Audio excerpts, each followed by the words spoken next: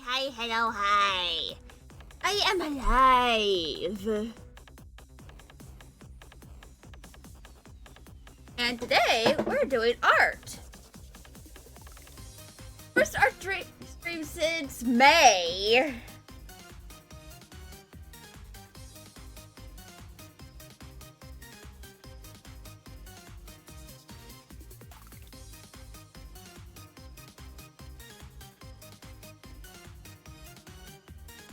So, to explain what today is going to be,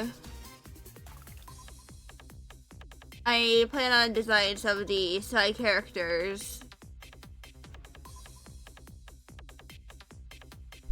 I think first I'm gonna walk around my room a little bit, because I need to expend a bit of energy.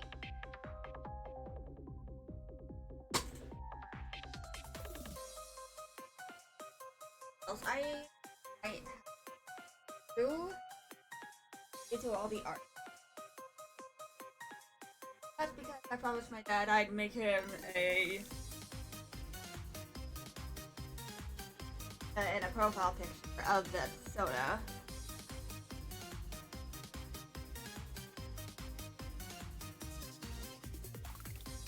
But dang.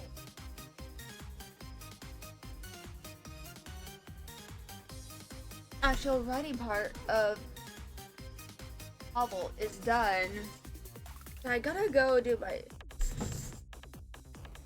signify in my 2026 bingo that I actually did that.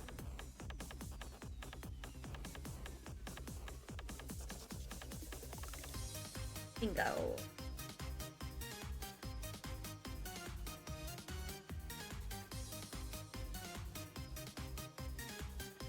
Go. I actually got 2 bingos so far.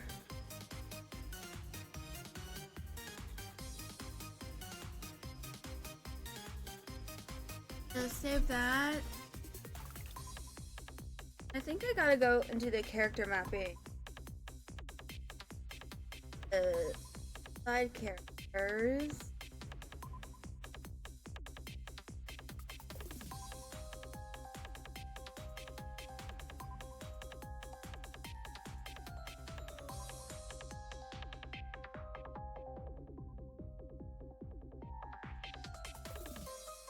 So,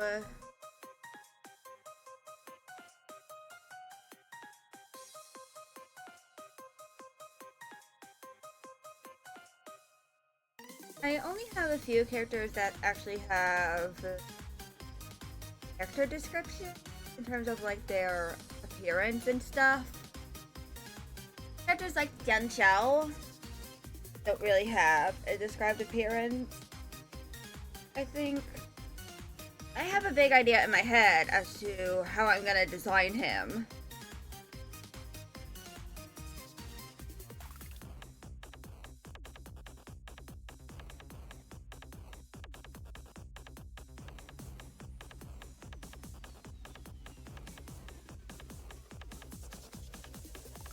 Ideally, I could have done like a few P-crews in order to actually figure out what I want to do with the character designs.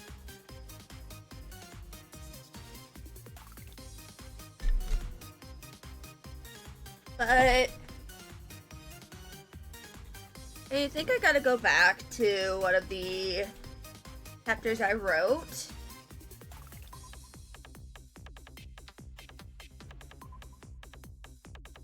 Just give me a moment. To be Chroma.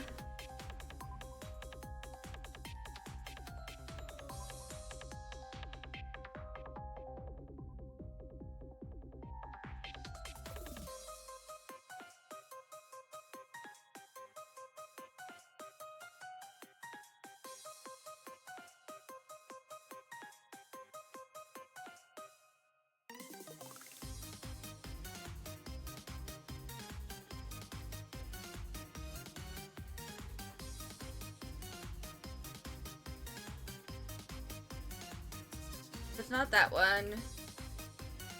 Probably Water of the Womb.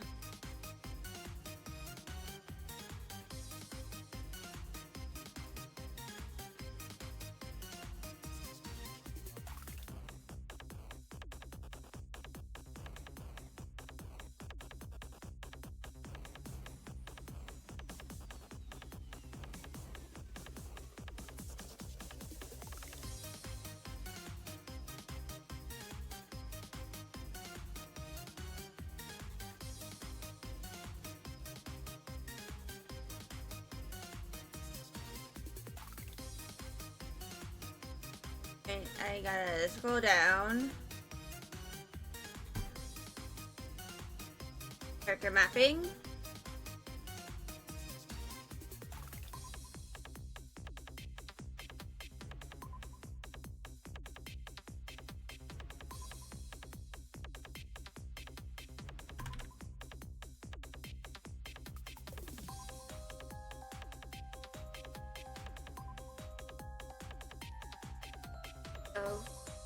So y'all can't see the writing docky.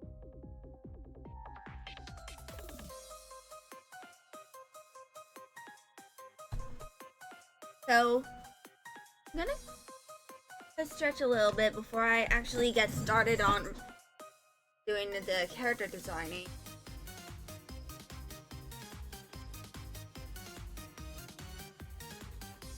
Also, I might make Titania look a little bit like Hydrangea. I'll give her a single horn just for fun.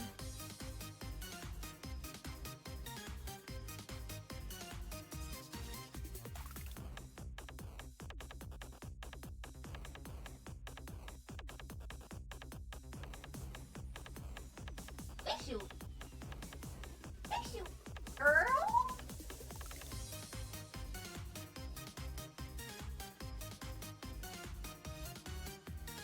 Also, I'd like to mention that, as always, ever since I started playing it, I actually did an ascension. So, I have less.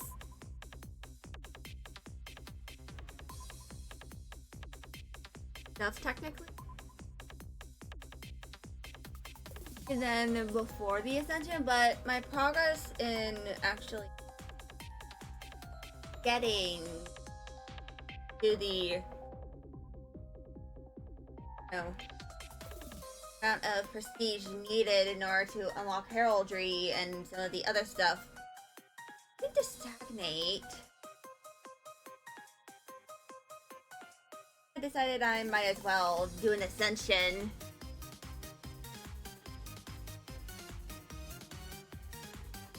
Anyway,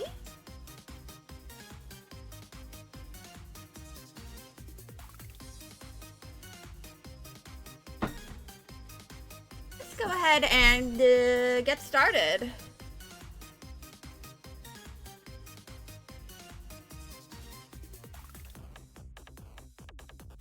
I'm gonna make this a regular canvas.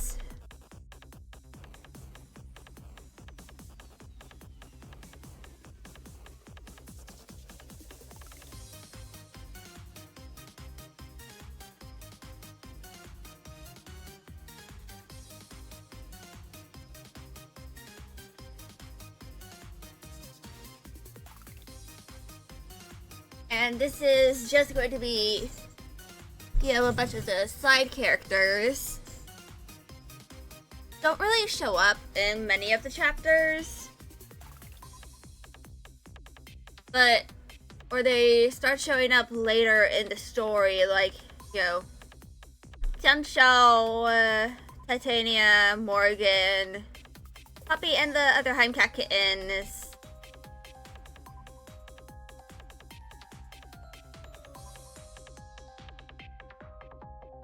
Anyway, I'm gonna at least start off with,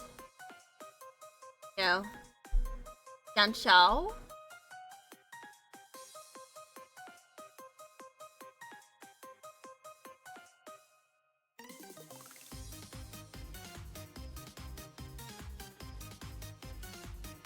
Which, in my head, he kind of has the facial hair of the Emperor in the Apothecary Diaries. So the current Emperor.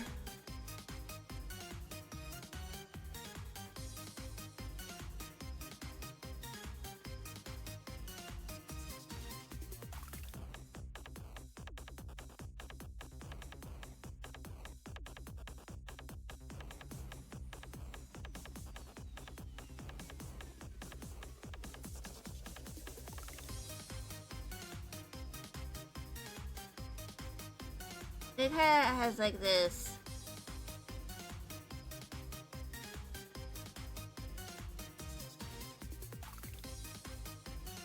beard.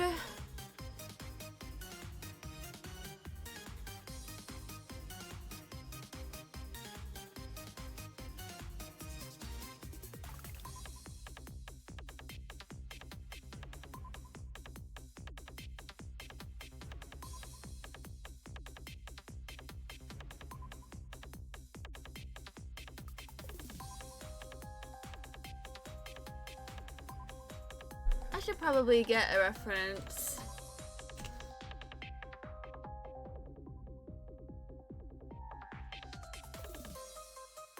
Images.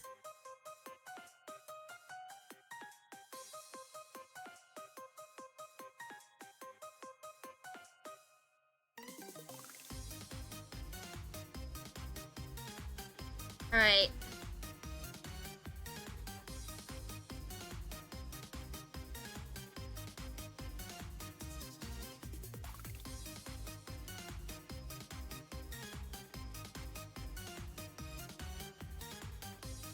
So, let me first kind of like gesture this.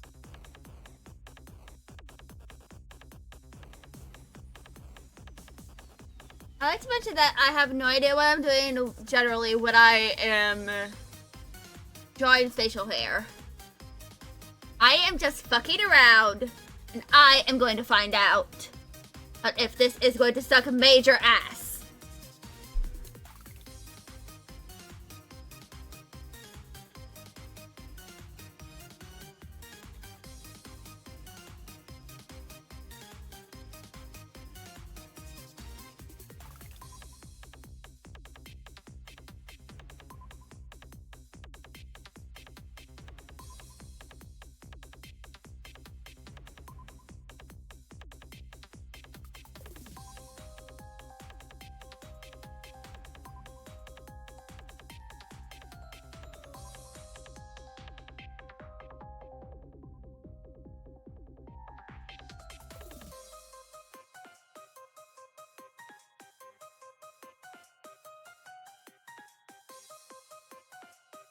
I'll give him a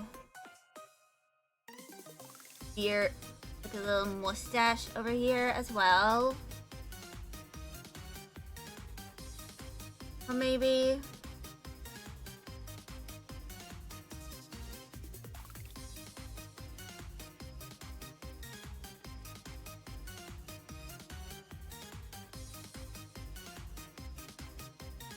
yeah. My intent with adding the beard and stuff to Tian Chao is really show that this character is older. So I do know so that younger guys can get beards and goatees and shit.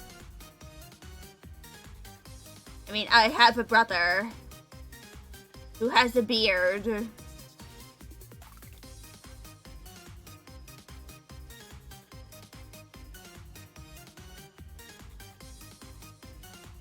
But I really wanted to kind of show through the beard, because beards tend to make guys look older. And shaving that beard can lead to guys looking significantly younger.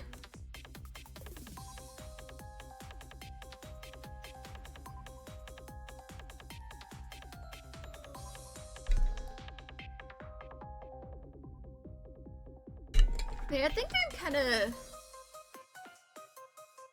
I feel pretty good about, the design here. At least when it comes to,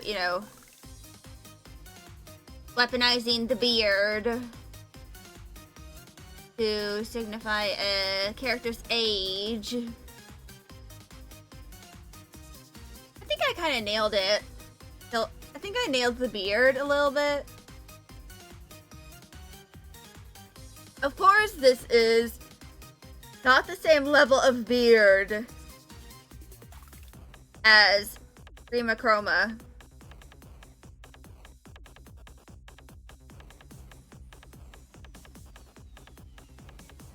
Because Grima Chroma has like kind of a Viking beard. This is like Chinese Emperor beard. Like general Chinese style beards and mustache.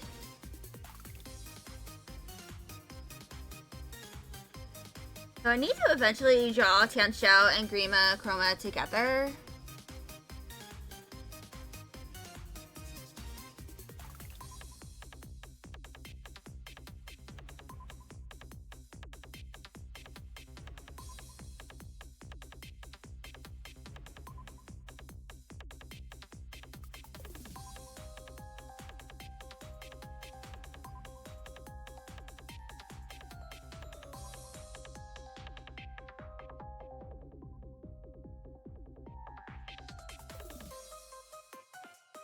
So, first concept in terms of all of this is gonna be Tianxiao. At the very least, I'm gonna give him a face. And this is kind of the face I imagined when I, imagined Tianxiao as a design.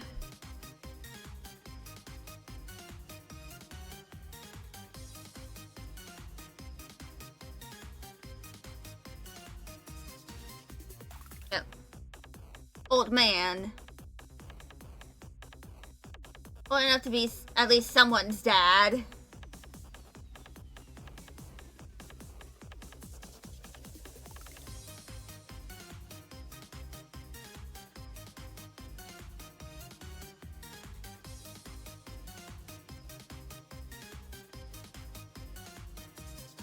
Ignore the fact that the eyebrows are a little inconsistent. This is, after all, just concepting. I am doing what is called FAFO. Look around, find out.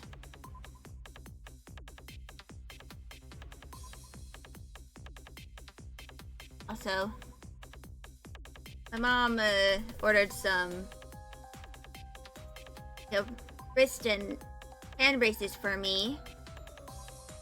She even got some for herself. So they should be arriving at the earliest this week, but probably around the latter half of July.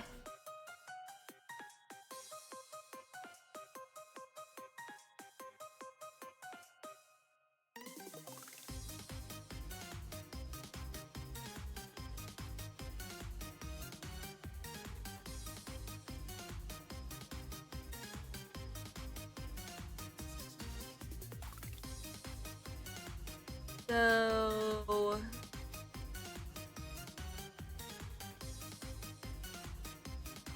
I'm gonna give him like a top knot.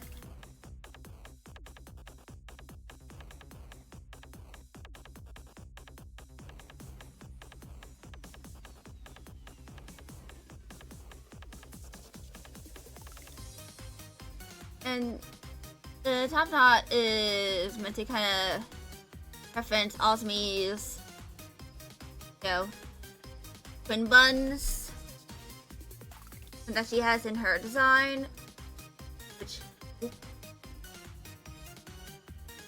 which for those who are new here, as in you came around when the Writeathon was happening, allow me to go and bring up Osmi's design.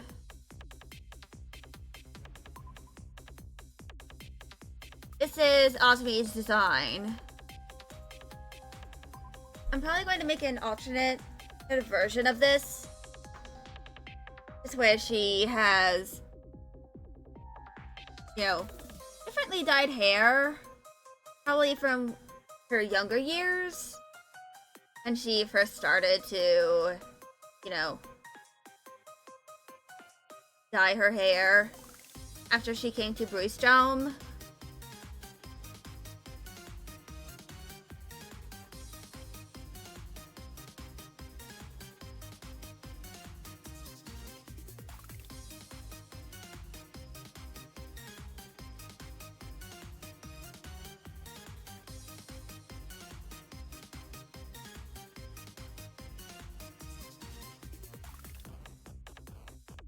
But yes, we now have a mente.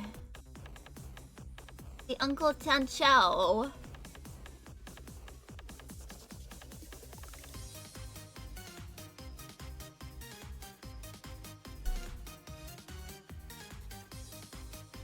So let me save this into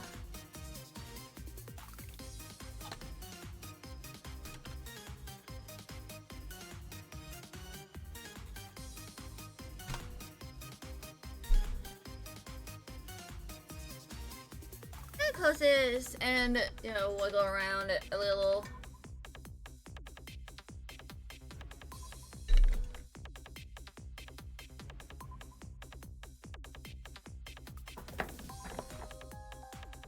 Yeah.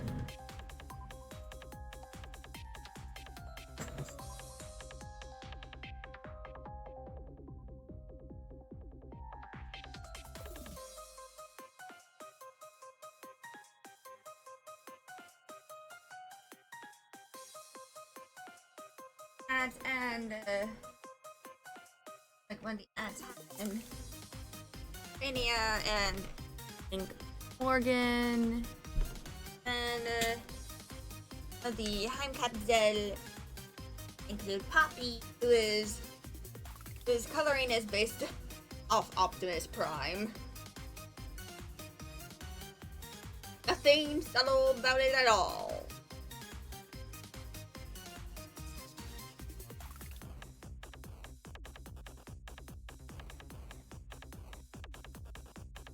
I'm not gonna make it subtle. The only reason it'll possibly look subtle is if in the physical copy, like the physical version of the book, I have to have all of the illustrations be in black and white. Only then is it going to be subtle. In the colored versions of the illustrations, though, it's not at all. It's not going to be subtle. You're going to know. Hasbro won't kick my ass.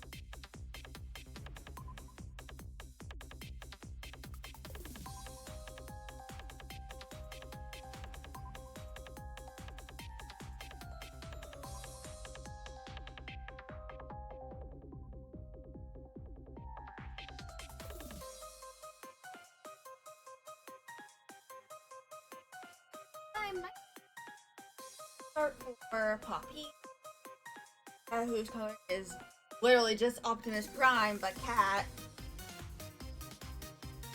I'll draw her with the younger Patchouli, little baby Patchouli.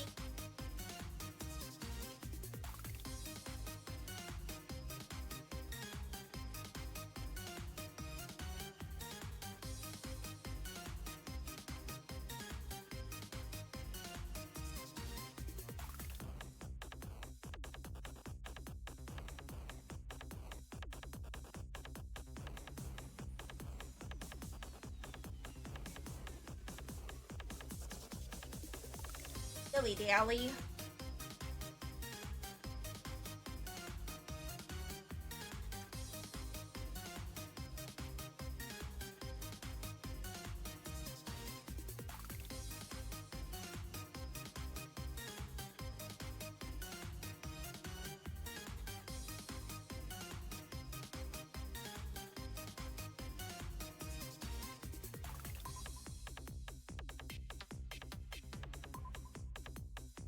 plane.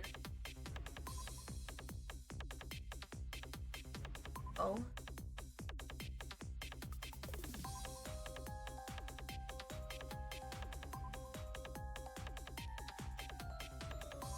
Trying to.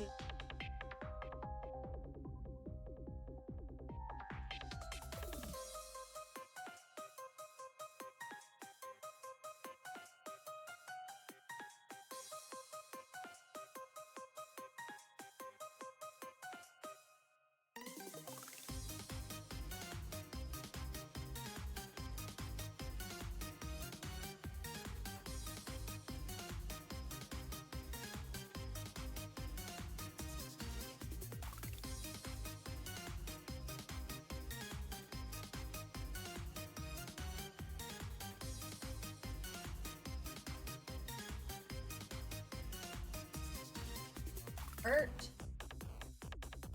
I've actually done.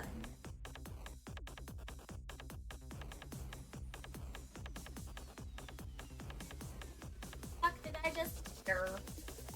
What in the fuck?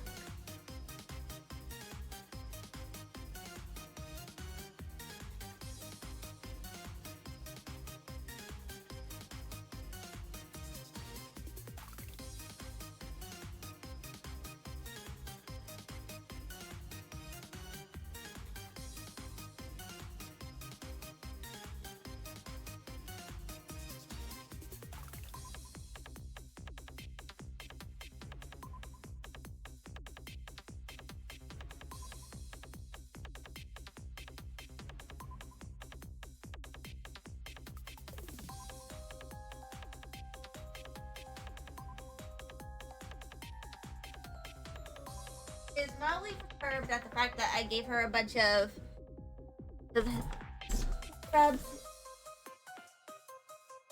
Does that perturb you? Yeah, I thought so.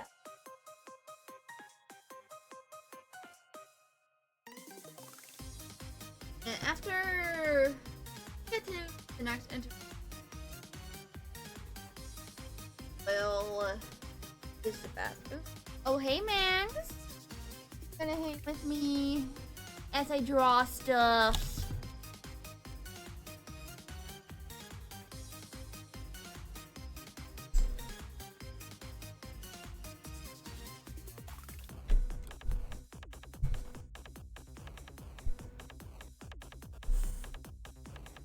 So, since I have PT this week, there's only going to be 3 other streams after this.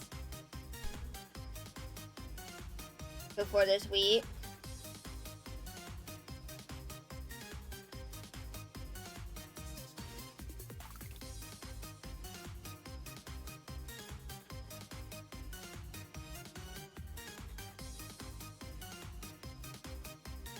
Okay.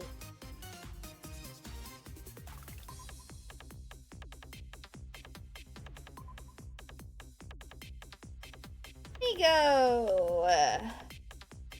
Message the mother.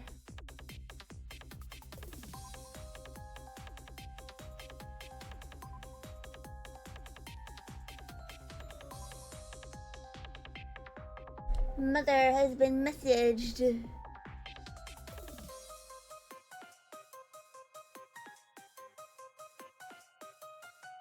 Anyway, welcome back from advertisement.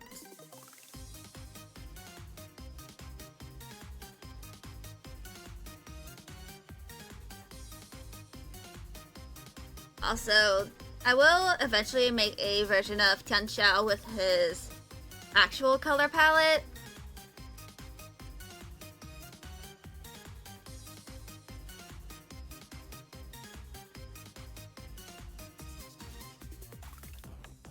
But because, you know,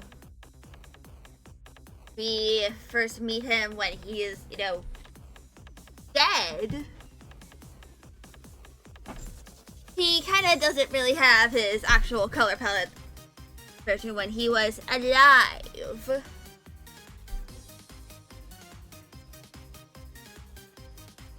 Hello, Max. So, Go ahead and do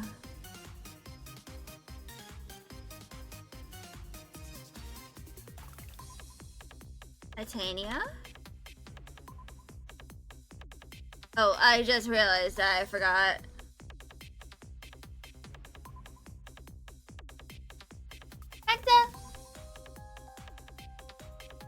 I forgot Tian Xiao's antlers.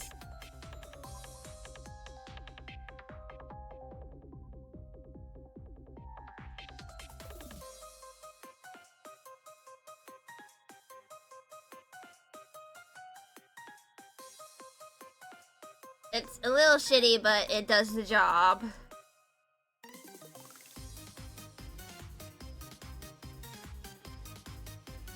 I'll eventually make a less shitty version of the designs once I actually make the crystal horns in 3D.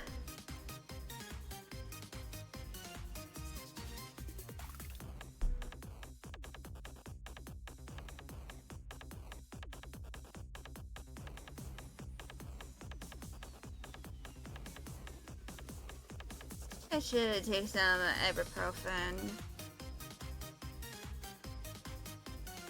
Maxalt.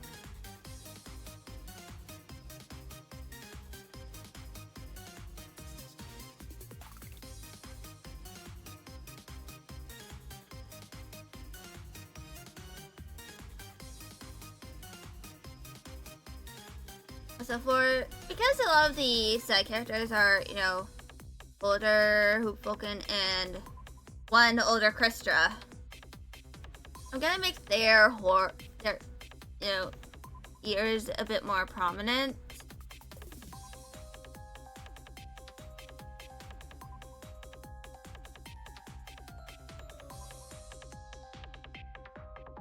Compared to the younger ones.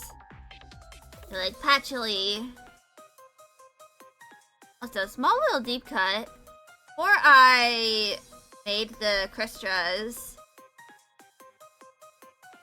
the character Hydrangea, who is like, I think the third character for this story I designed, because she's based off the Hollow from Terraria. Originally, she was also going to be the same species as Patchouli and Dahlia.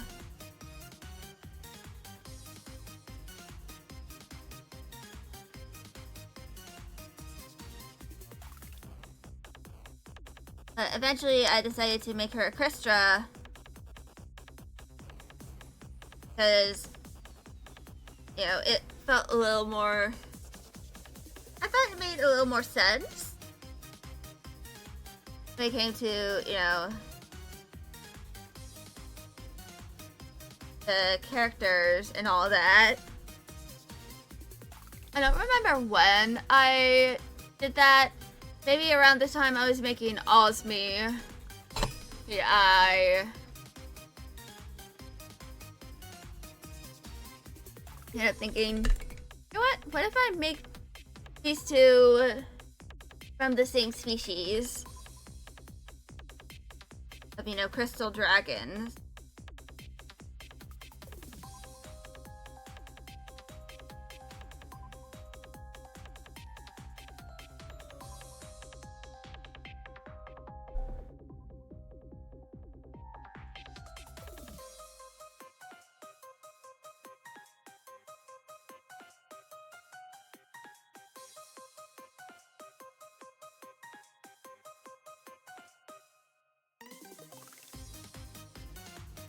I'll give her a widow's peak.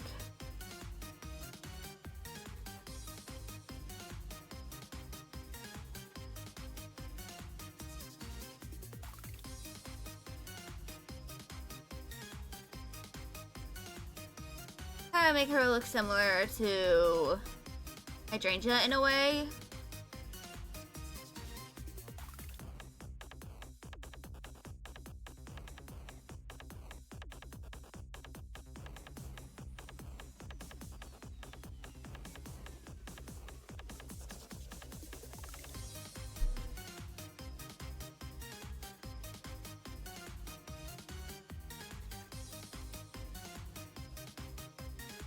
I think I'll give her a scar on her nose too.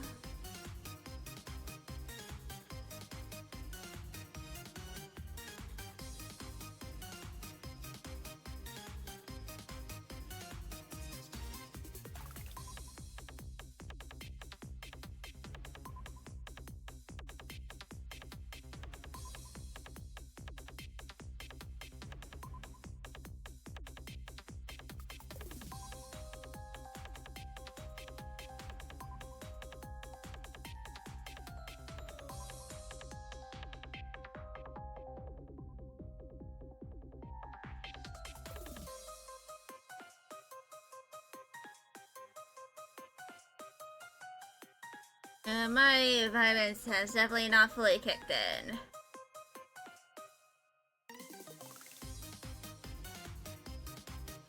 I am still not feeling very attentive.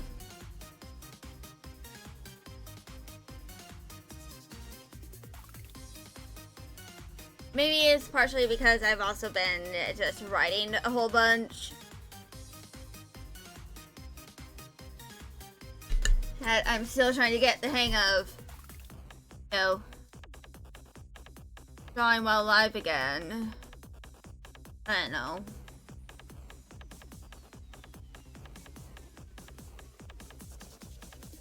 Or maybe it's also because the way my elbow is, it's kind of hanging off. It's a little awkward.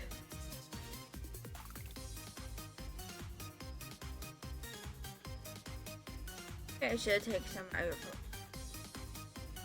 I'll wait until the intermission though.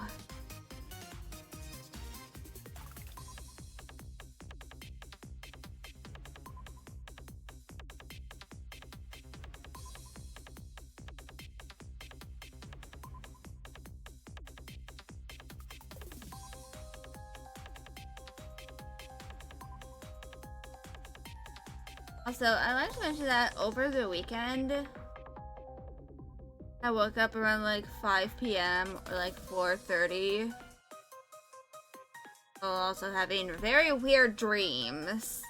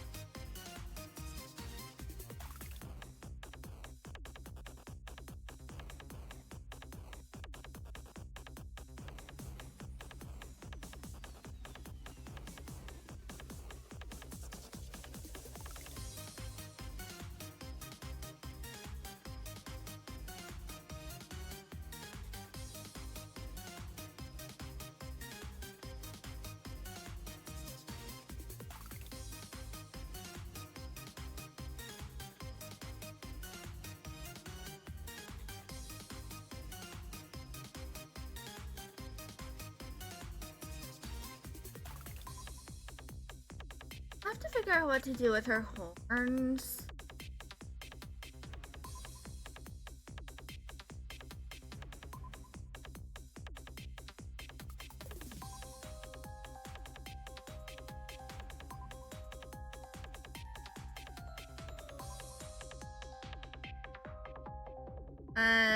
But right now I'm not fully sure what exactly I'll be doing with them.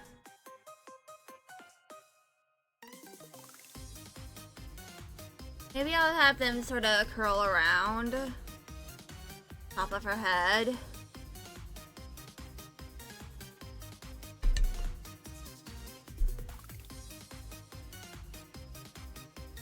Maybe have them on the sides of her widow's peak.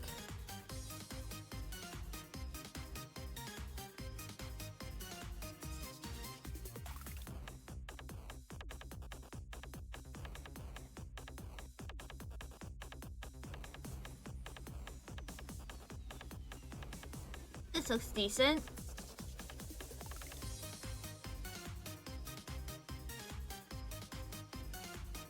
I mean,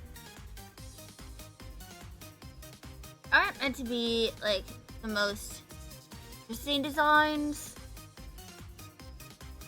because these characters don't even show up all that often.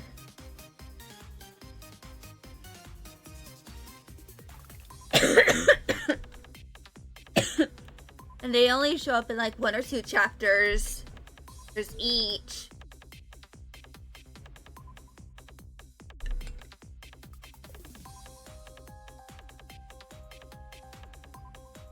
I have their appearances somewhat described in, you know,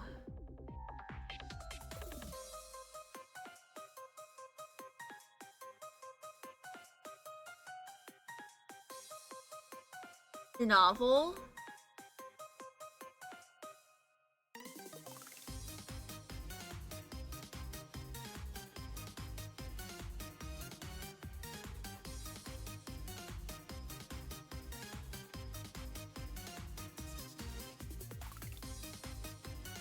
I might as well at least give them design.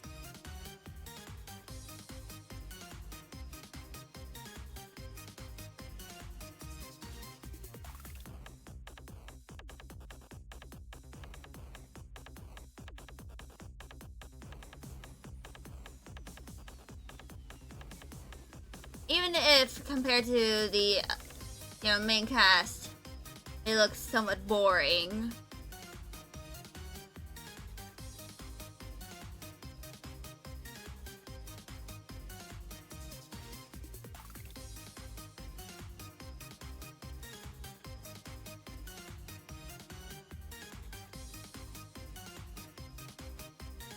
Because, they are not technically part of the main cast. They're allowed to be a little boring looking. They deserve to look a little plain.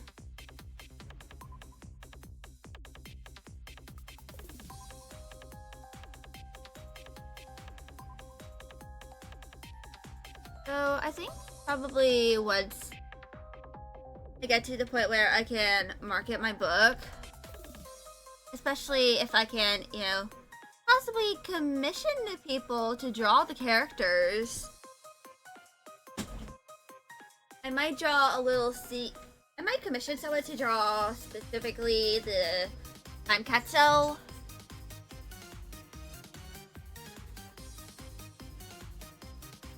Because, who can resist cute little kittens?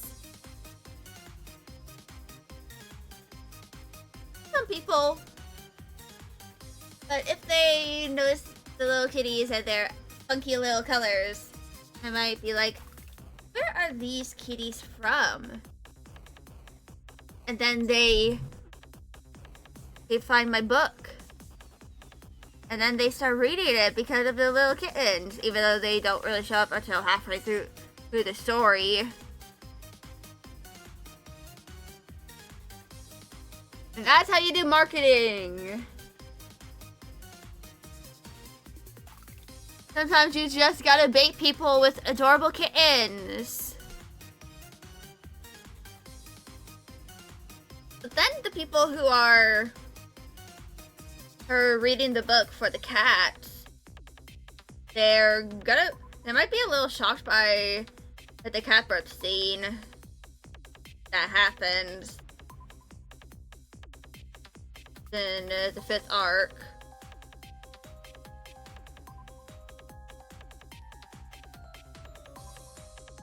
Or some of them will feel like, yeah, I've experienced that before with my own mama cat.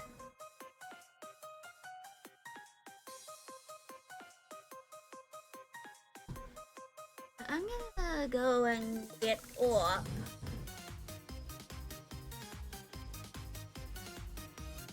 But I think that's a good concept for Titania's design.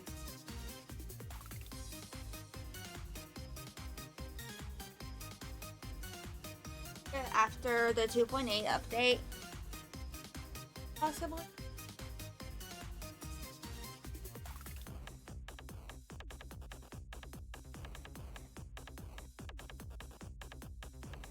The update is coming very, very soon.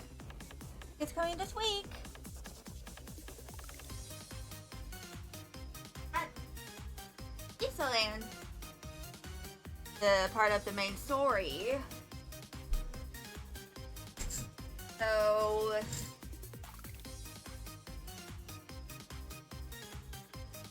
that means I'll definitely have to stream some of it. Actually, let me go check the official Discord.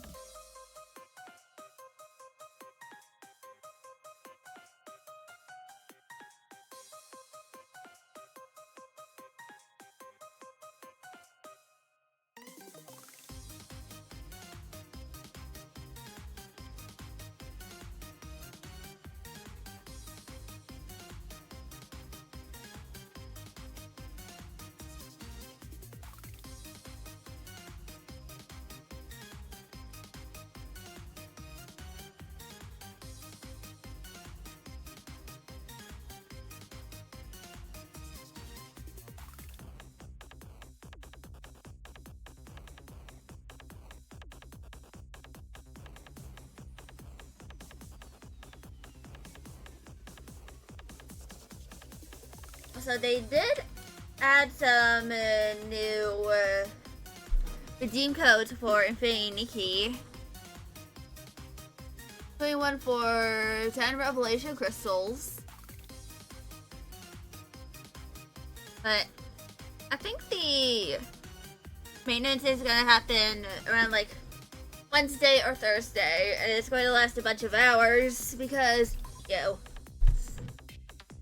it's gonna be adding a whole bunch of stuff, including the new location. I think I'm gonna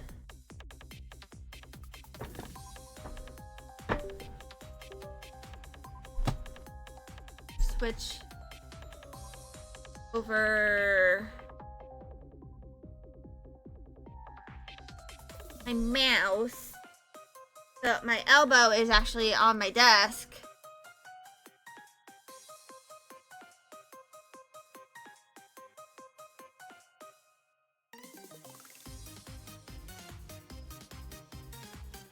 Then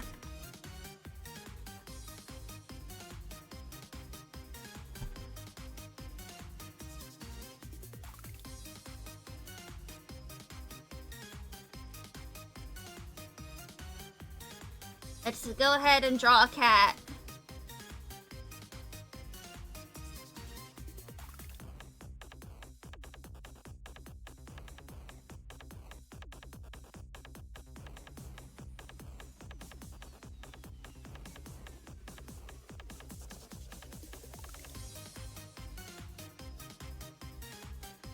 I don't know what I'm doing.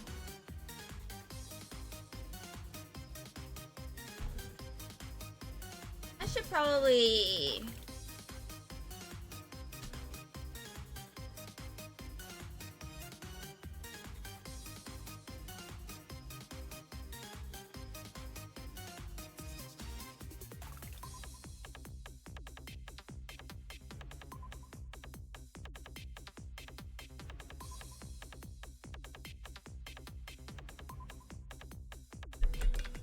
I think I'm actually gonna start the intermission early so that I can use the bathroom. I'll be back.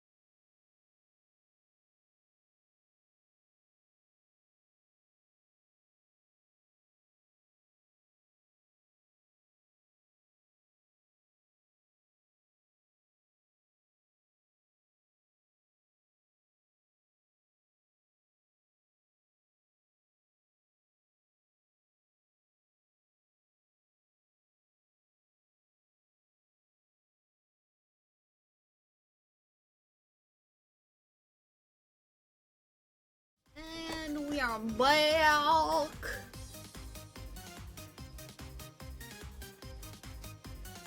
So I'm gonna go check and see what images in my references that I suavemente.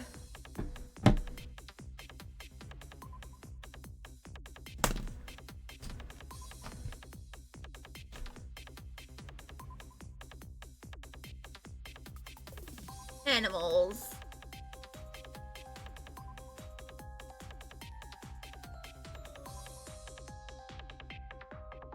I think I'm gonna...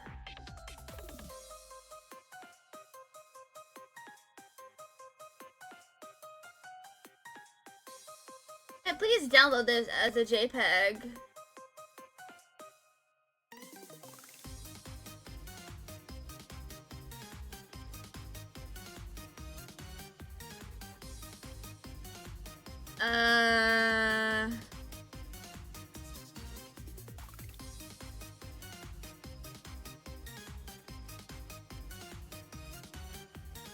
I'm just gonna yoink this.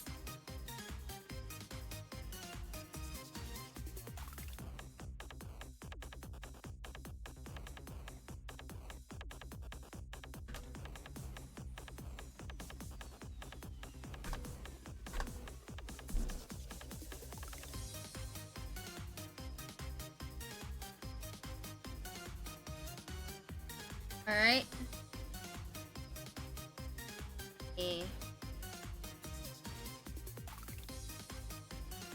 I'd like to mention that most of the Heimkatzel are based off Siberian forest cats and, you know, Norwegian forest cats.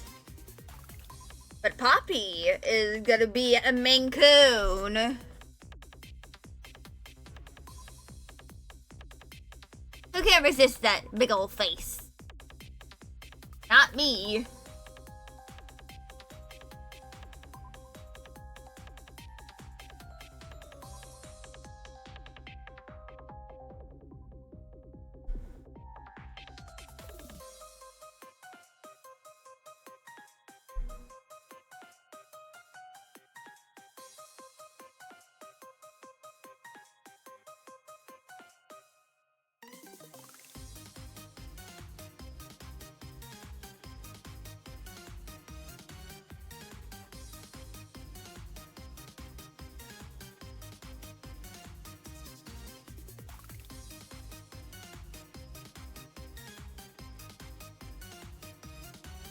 Why so weird? Simply because.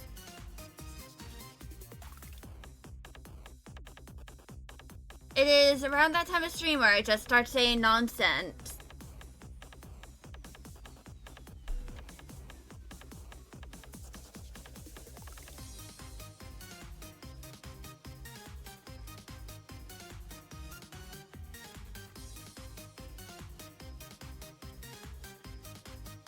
It's been a while since I've actually drawn a cat as well.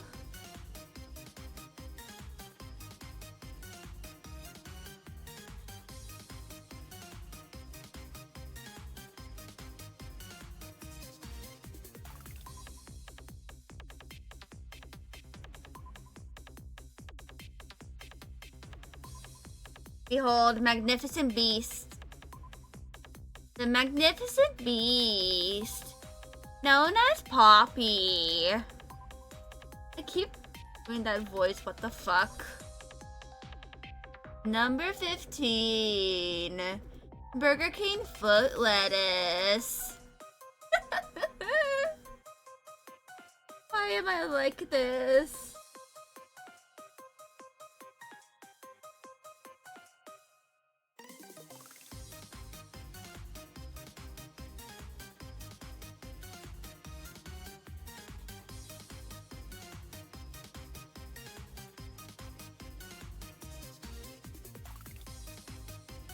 I have no idea how I'm going to properly draw this cat. But at least I have figured out something.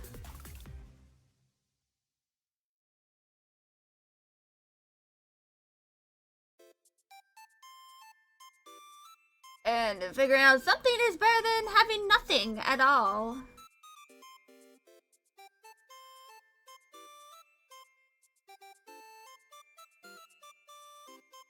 Now, need to find drawing a reference of Optimus Prime.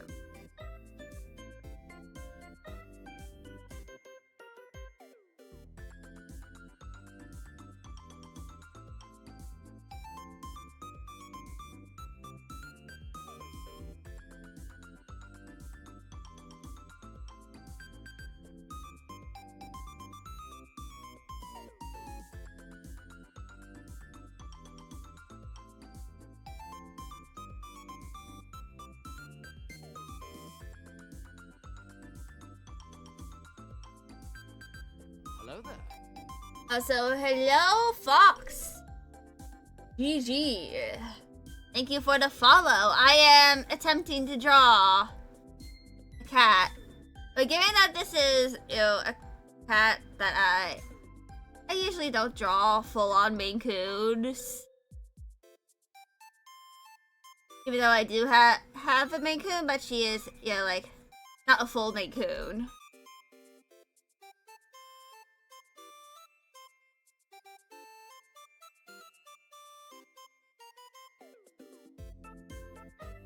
So I am a little bit out of my depth here.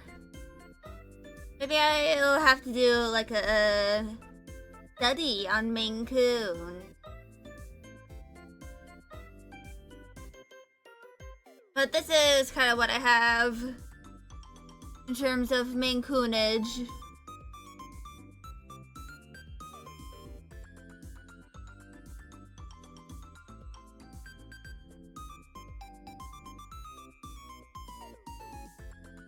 And this kitty, her name is Poppy.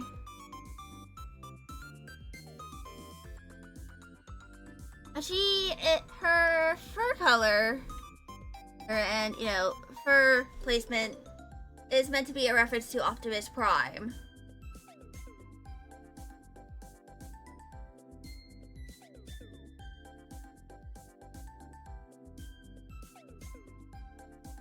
I'm just gonna quickly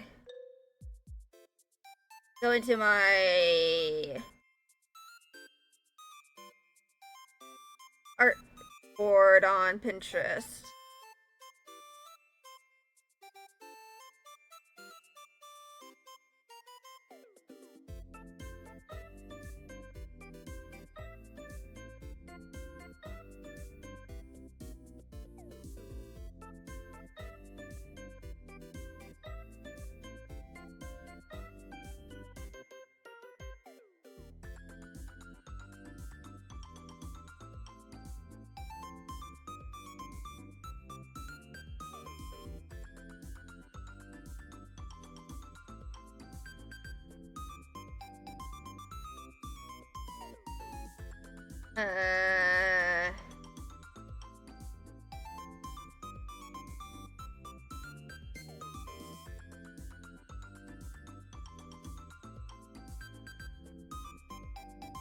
This prompt.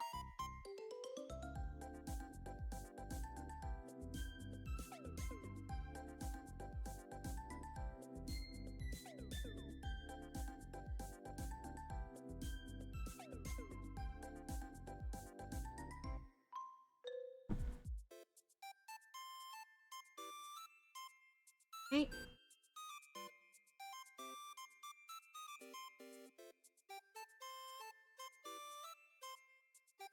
It's gonna look a little weird.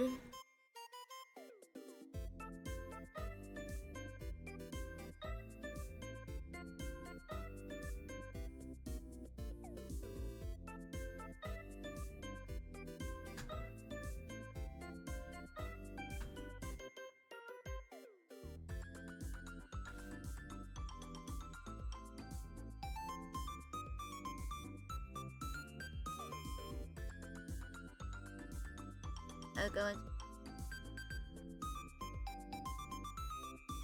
And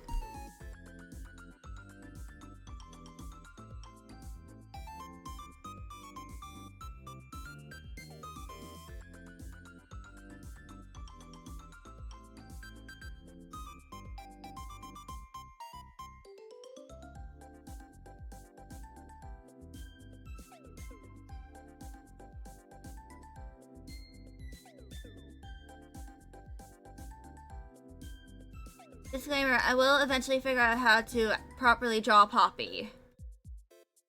Probably once I do a couple of studies of how to draw Maine Coons.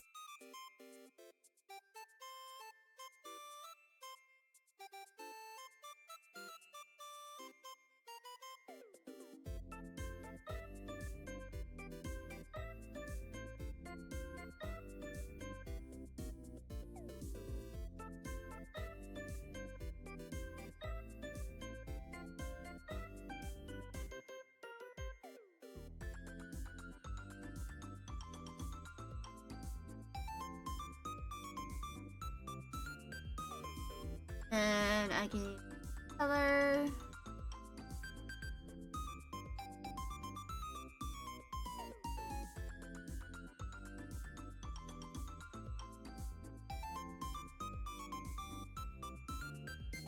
And this one for the eye.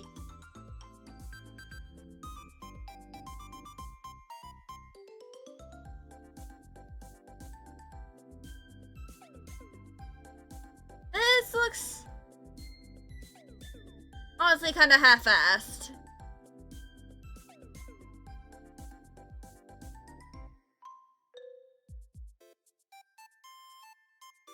But that's Poppy.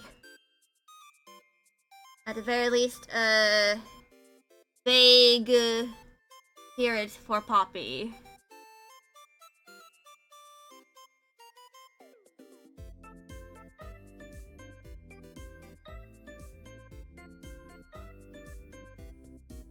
And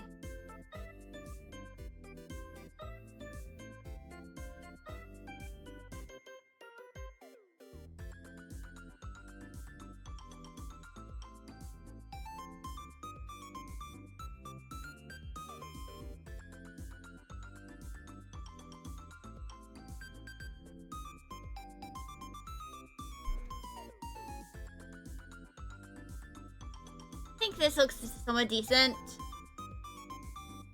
It's probably very noticeable that this cat is meant to be a reference to Optimus Prime.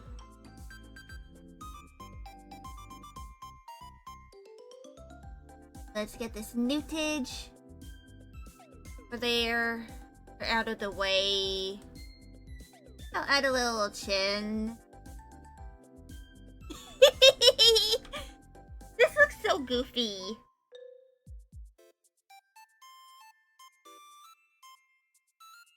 Look at how goofy this little cat looks. I'll eventually figure out a more proper design for Poppy.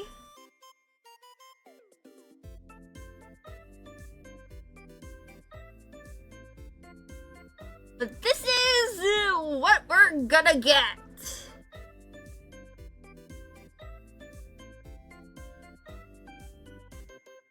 I'm gonna go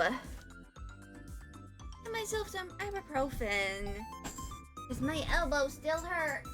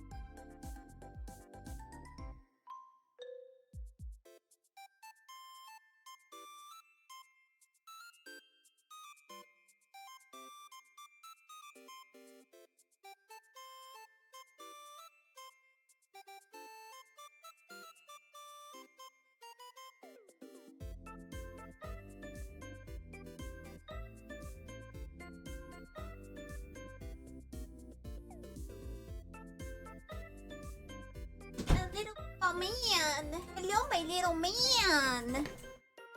Then...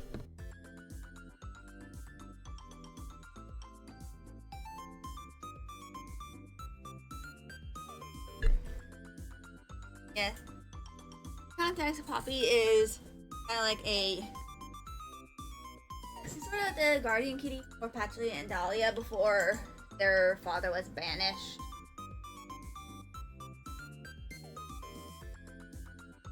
That. And I'm gonna base her a bit on Mr. Meow Meow here. A very beautiful daddy cat. Yeah, you are the daddy cat. Are you the daddy cat? Yeah. My little man. You're just a...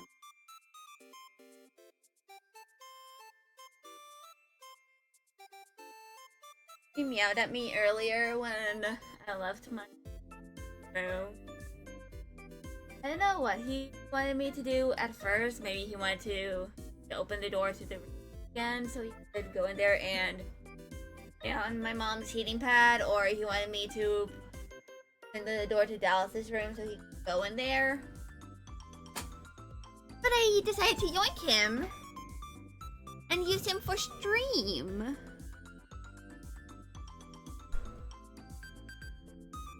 Because he is an adorable little man.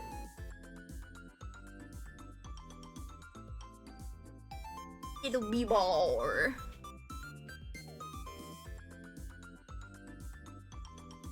Big ending delivery. I'd like to mention that Mao is actually 18 years old. A very old man. He's also slightly wobbly.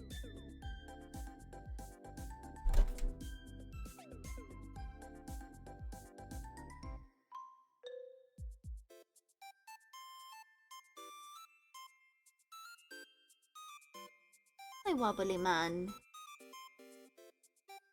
The wobbly mans. He's the wobbliest of men. What a wobbly man.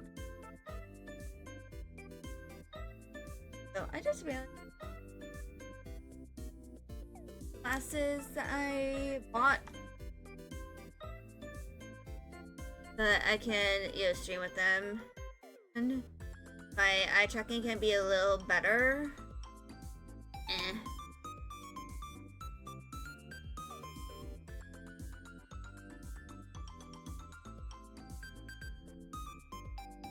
I wonder why my elbow's hurting. That's a little weird.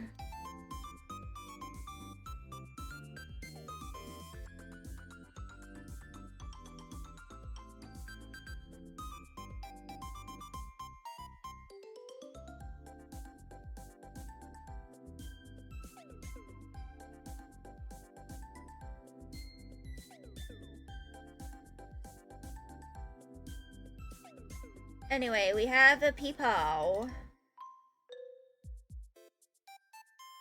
I will eventually reconfigure some of Poppy's design here.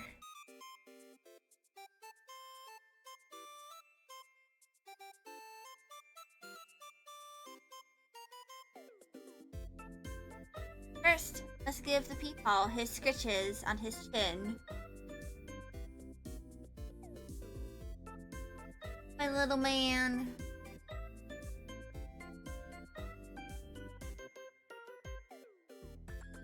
Anyway, it is Morgan time.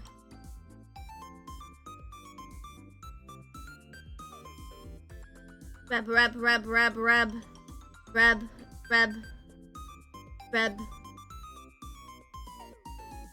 It's covering up my tracking, you goofy little man. And he got his saliva all over the little privacy thing. You goofy, you little man. Anyway.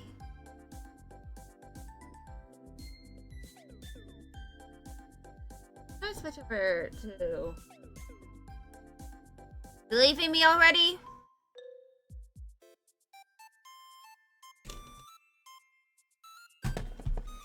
Oh.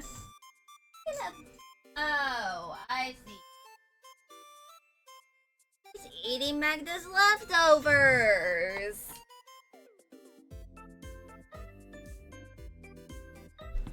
Because of course. You are but the starving man. A pitiful man. Also, I think maybe sometime this week, next week, I'll do a bit of a hand cam stream where I figure all of the pins in my eat a bag.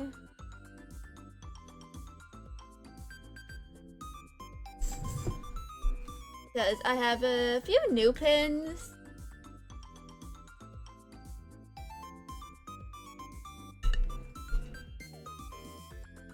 But I think it's Morgan time. Welcome back, people.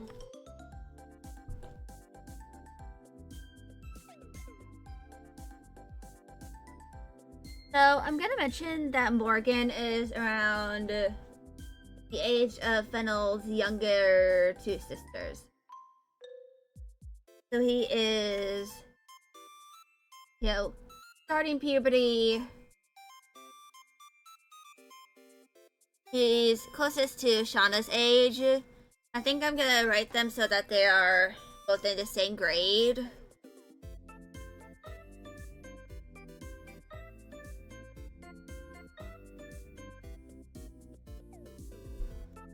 Also, let me get the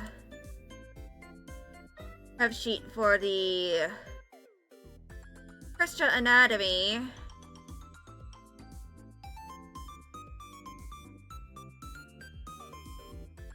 Which I actually need to work on this again.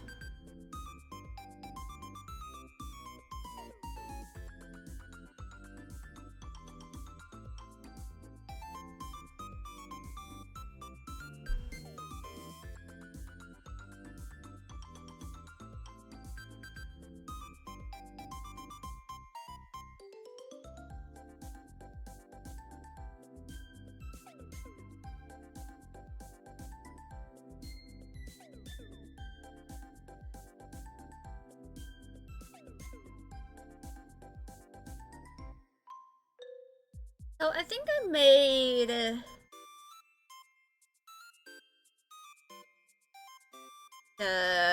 Morgan's hair. I mean, no, not his hair. His antler and eye color the same as Osmi. See over here.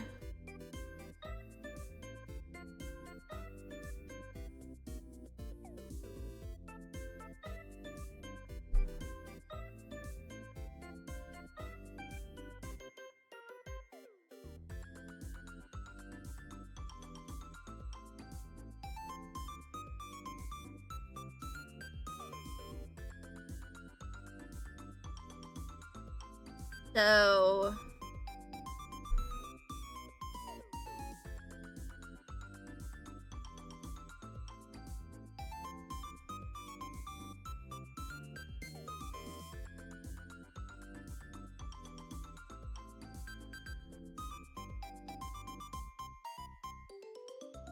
Morgan is kind of meant to be a little bit of a scrappy little lad.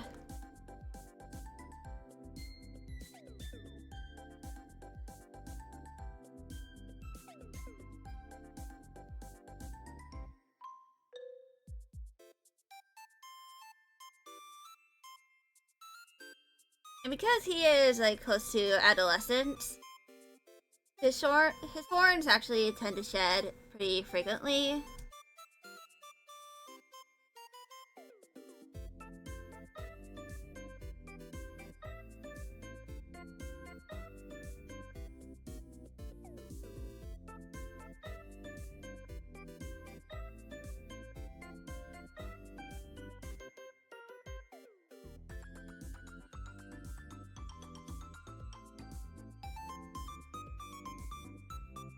I might write a little, if anyone is curious, I might make a little after story illustration that describes some of the things that happen after the final chapter of Patley's Revenge.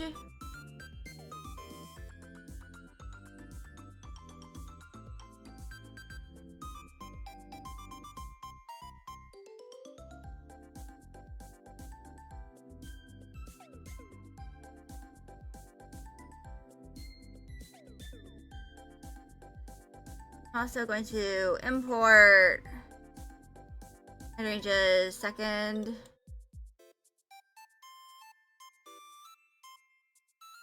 No.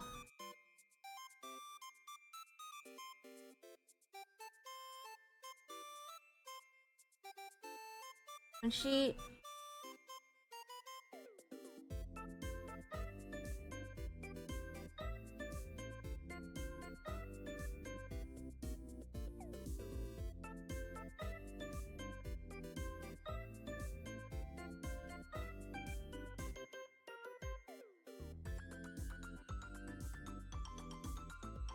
Which I am going to mention that I will eventually make proper 3D models for certain characters like Patchouli and possibly, you know, Hydrangea and Osmi.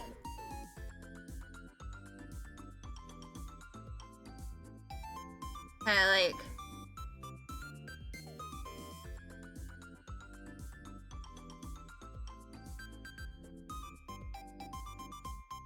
make it easier for other artists to draw certain aspects of them.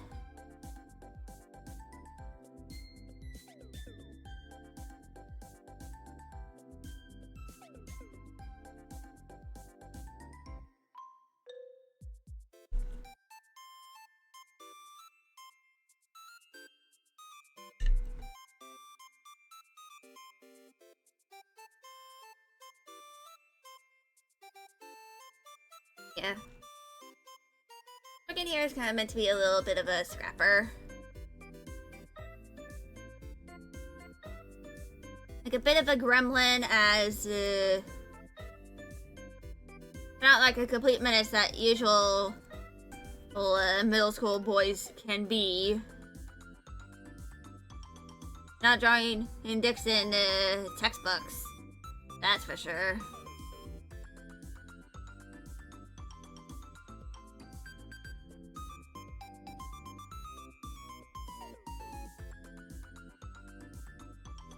Because he has not been influenced to be like that.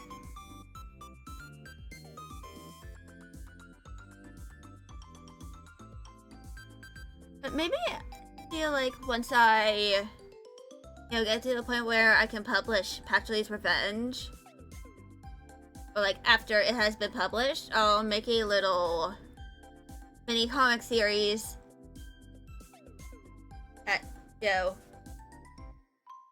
talks about, like, discusses what the characters do sometime after the story ends.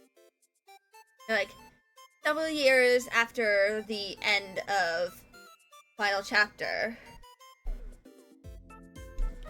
Like, you know, the repopulation of the Crystra.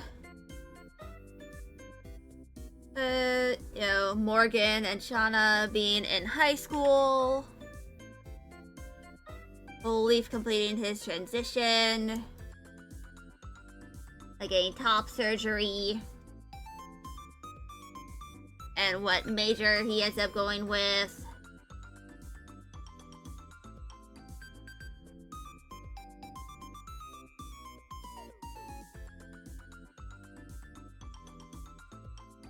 And how, you know, Shauna and Morgan become very good friends. I'm not going to try and, like, force a romantic relationship between those two because, one, this isn't really a romance story. And two, I originally planned on the characters Patchouli and Fennel to end up together around the end of the story. But because of the way I wrote the story, it didn't really make sense to imply that there is going to be a romantic relationship between the two of them. It just didn't make sense for me to do that at all. But anyway. As I've started, I'll continue my yapping, and later I'm gonna refill the water purifier. I'll be back.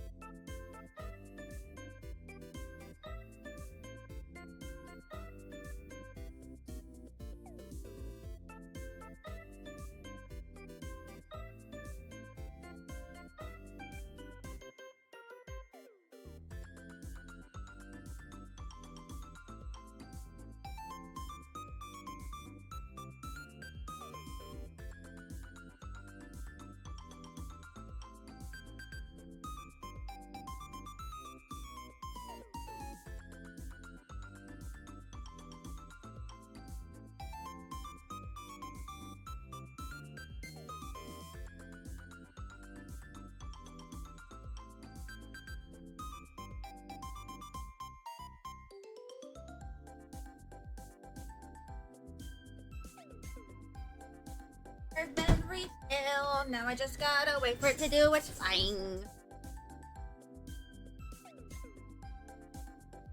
But yeah. The kind of big thing about, you know, like, if I ever make a little comic explaining certain aspects of, you know, what happens after the ending of Patchley's Revenge. Because I plan on it possibly just being a standalone book. I didn't plan on it becoming like a series. So if I do make a second book, it's probably going to surround Grima and all the shit he has to do after overthrowing his ex-wife.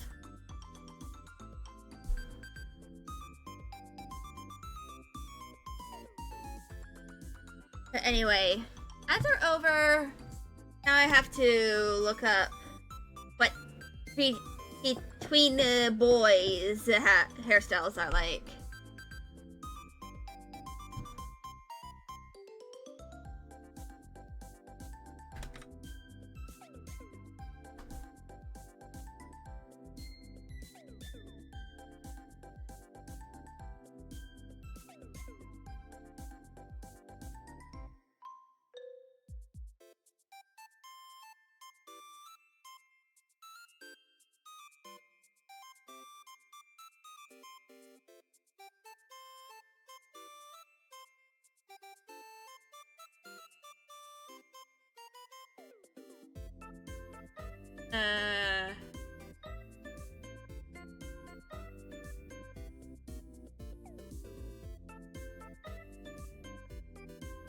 I think I have a vague idea.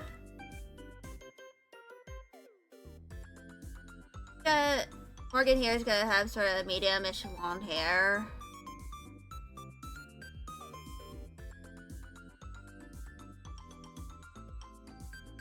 No, I'll make him look a little happy looking. Because he, you know, lives in the woods, technically. I just realized I might actually give him the fucking One Direction era Harry Styles haircut.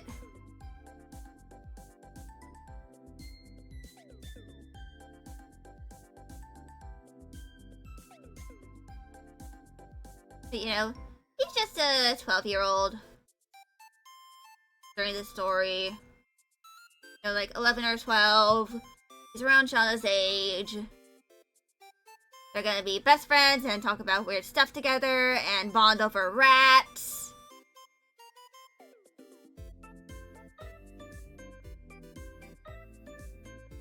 And Shauna's parents will be happy because she made a friend.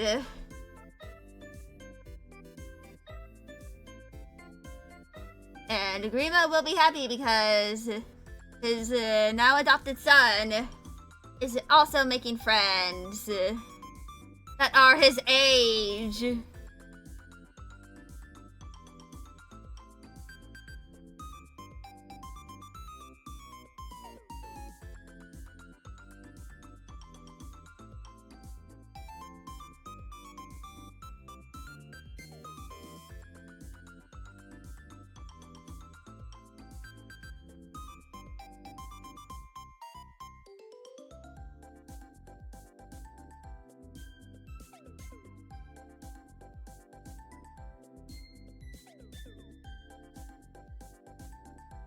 Yeah. I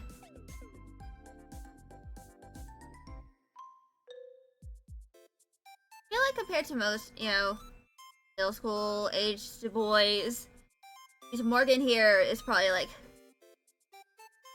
liked by his teachers because he is comparatively very well behaved. Because he was raised well.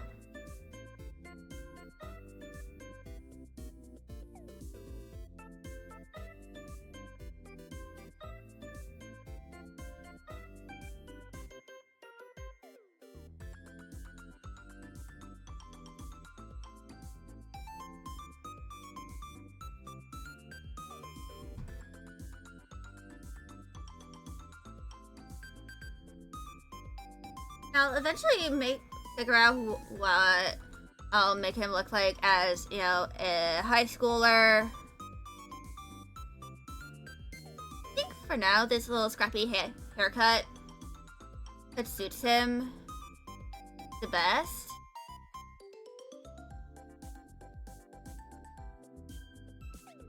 A scrappy little haircut for a scrappy little dude. Also giving him wavy hair simply because I can.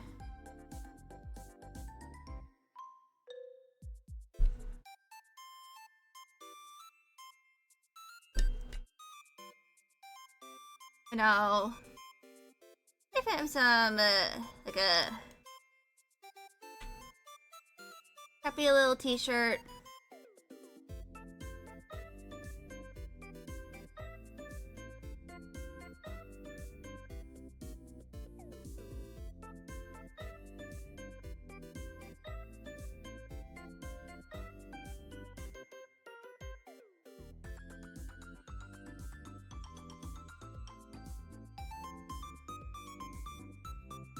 A scrappy little shirt for a scrappy little guy.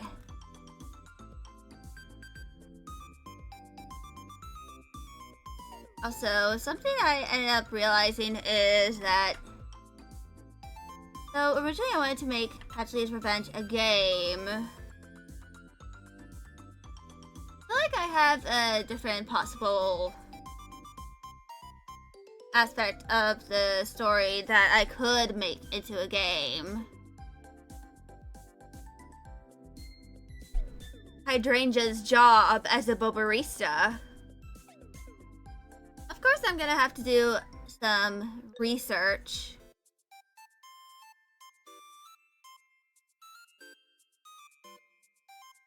But I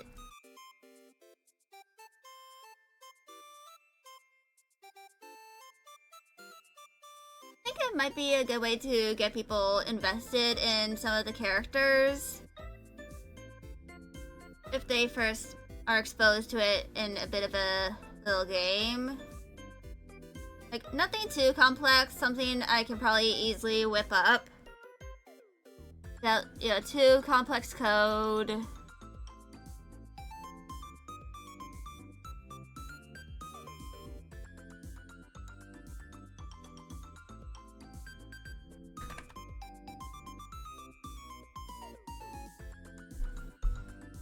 So let me go ahead and grab Osmi's Iron Horn color and implement that.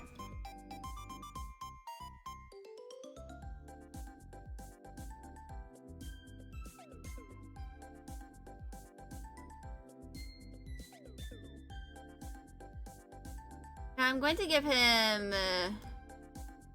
Hydrangea's skin tone.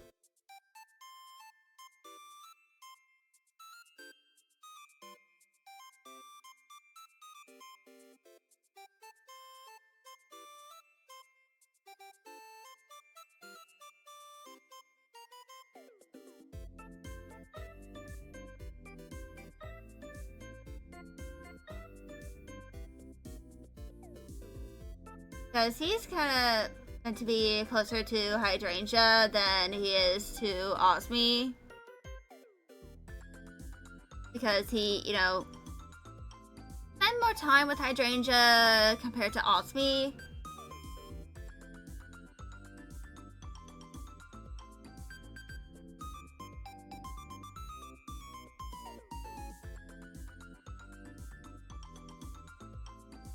But and the little game idea I have, it's basically where you play. It's kind of like a simulator game, like the Papa's Pizzeria games, or Cuisinier, which I played, you know, a few years back.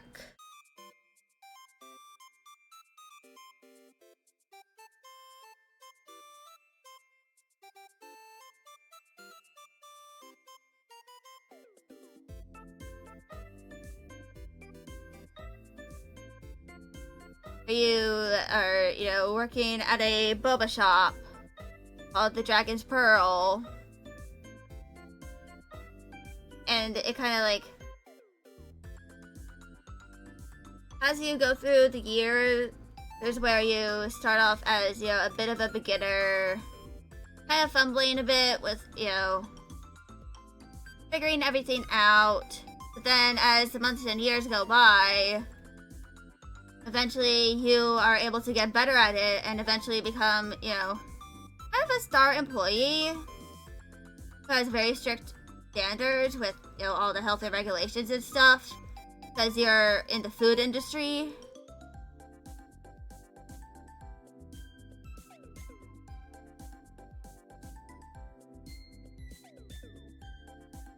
But then, because you are playing Hydrangea, you then encounter someone you never thought you were going to meet again.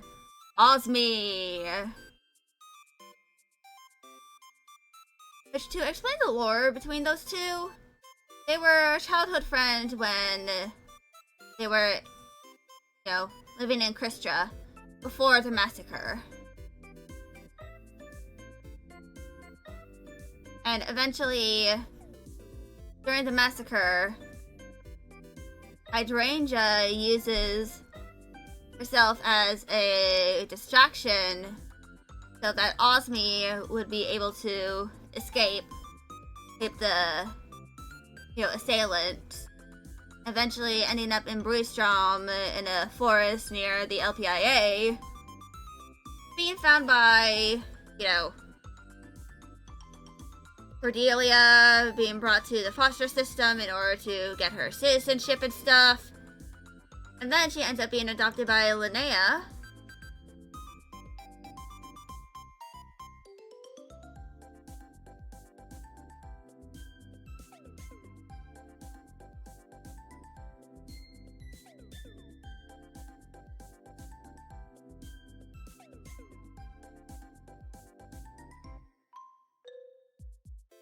And he befriends Fennel during her high school years.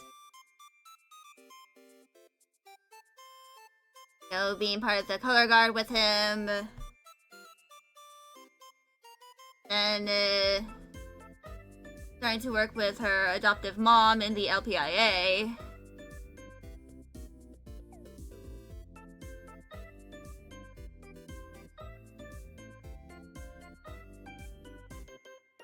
And then one day, not actually, the Osmi goes into the Dragon's Pearl.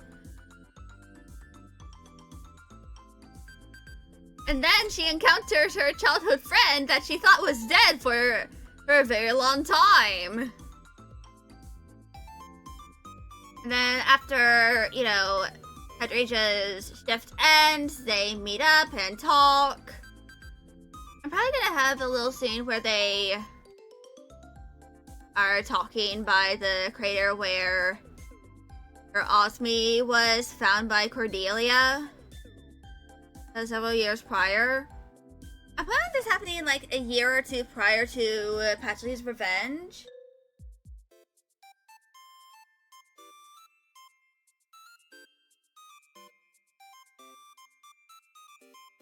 So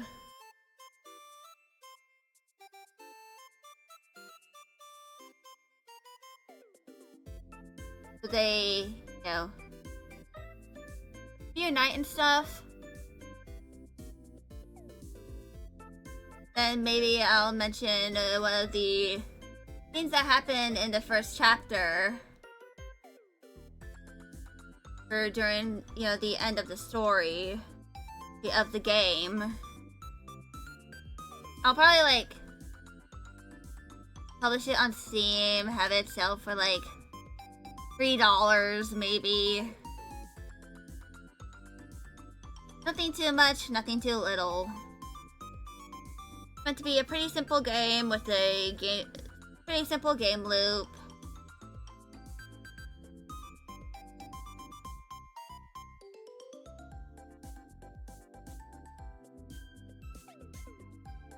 With, some little bits of lore.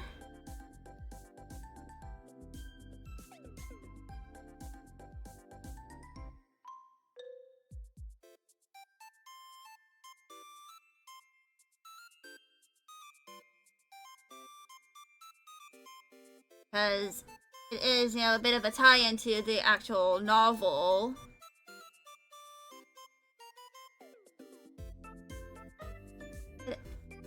That's probably going to be a bit of a way for me to figure out if people are gonna be potentially interested in my story.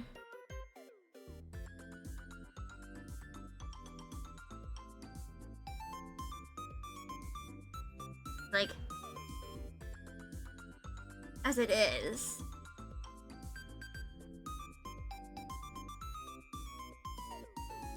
But Morgan is done.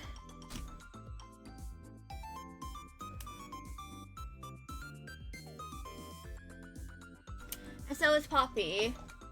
So in the next hour, after the intermission, I will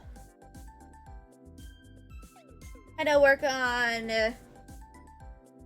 the kittens. Nova, Minerva, and Velocity.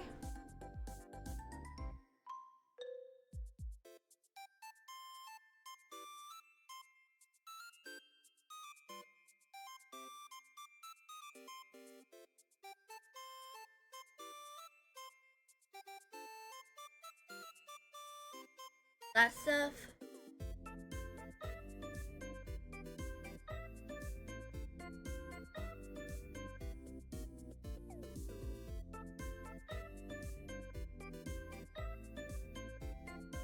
But yeah, I think I'll start the intermission now, and I'll see y'all in a few minutes.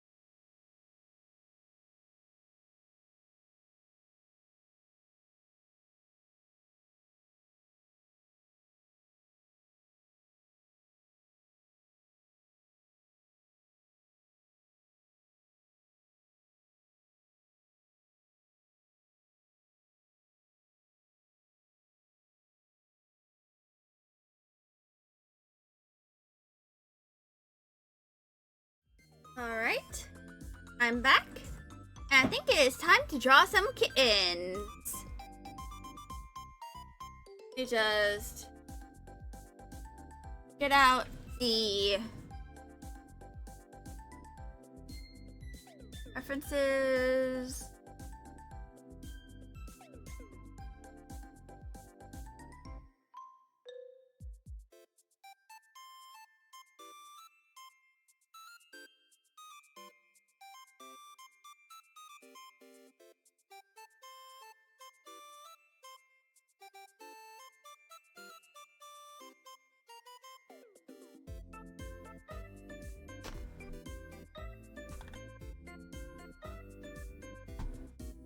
So now,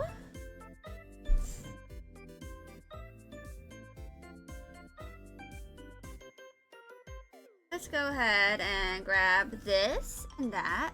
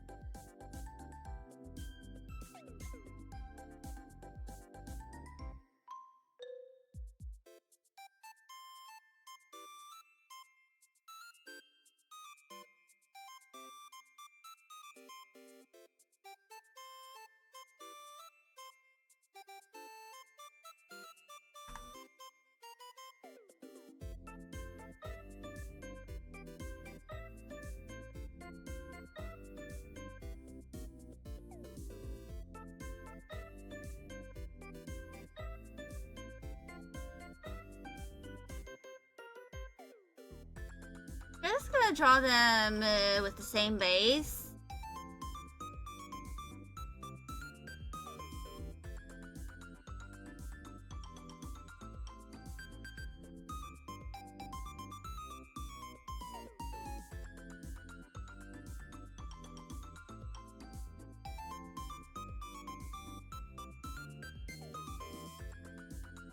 I might need to grab a little reference from when Wenji was an itty bitty kitten, so I can more accurately draw the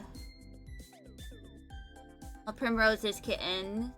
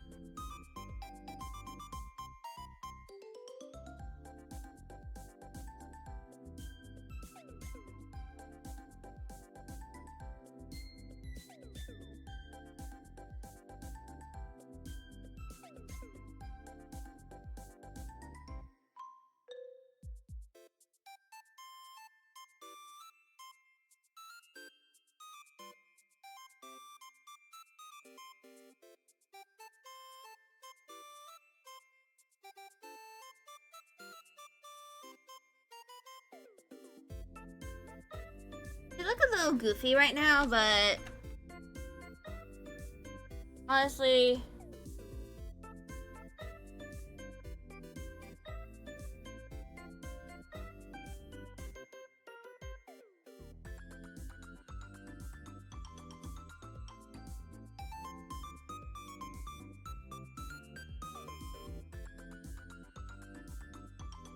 So Nova here is gonna be on the right.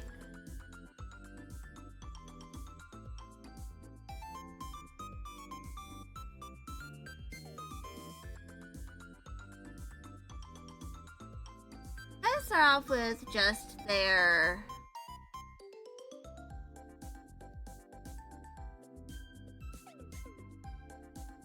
no.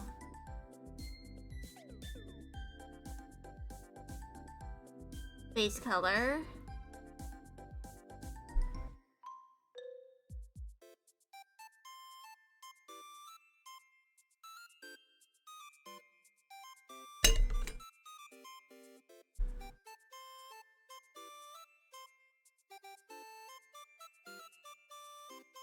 Then I'll work on their coloring.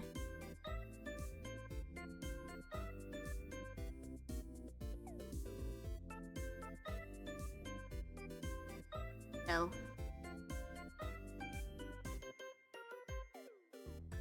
This is a bit of a good teal. So let me go get out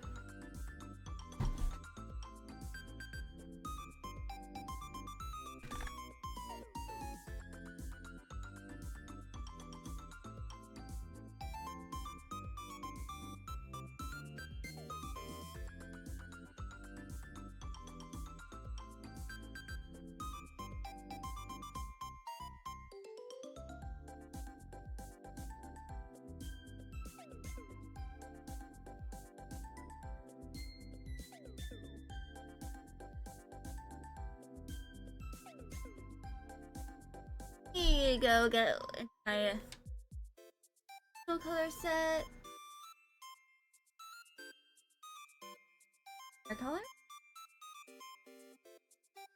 Yeah, I think that is a good hair color. Or fur color. Fur color for the fur baby.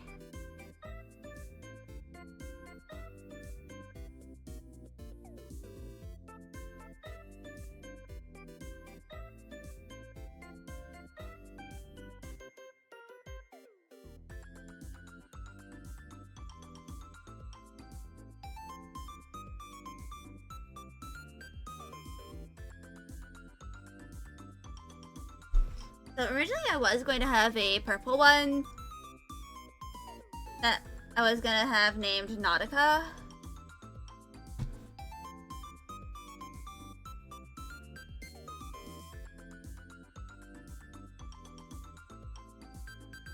So I ended up deciding against that. Drawn in Magma. Oh, that's Clip Studio. Yeah, this is Clip Studio. I have drawn in Magma before. But usually when I'm, drawing with other people. Yeah, I'm designing some of the side characters over here.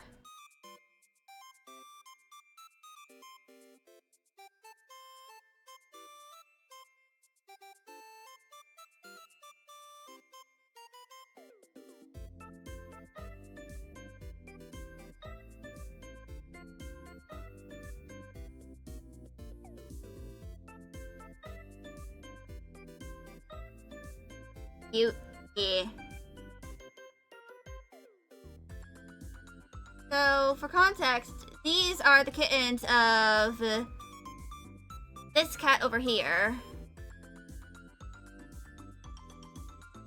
Her name is Primrose, and she is technically an original species of, cats. They're basically just, funkily colored cats. So I do plan on having some of their coloring align with some of the, colorings of cats that are in real life.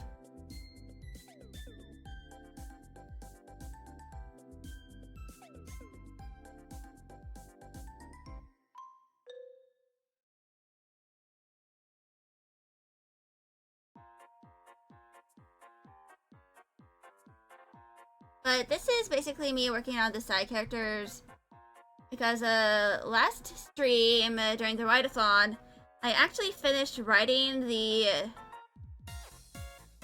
entirety of Patchley's Revenge's first draft.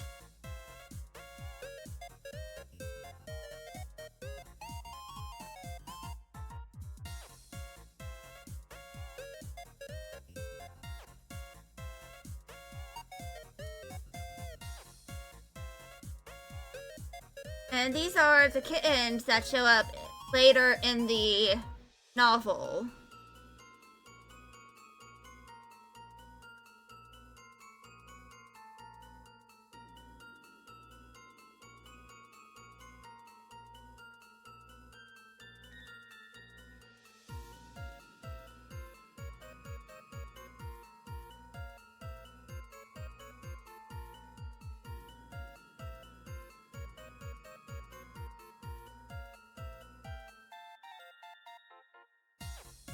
And context. The story is currently 31 chapters long, but it is separated into 7 arcs. The arcs are the definite part of the story in terms of the length. The chapters, I don't know how long or how many there are going to be. Right now there are 31, but that is likely going to change around the time I actually get this published.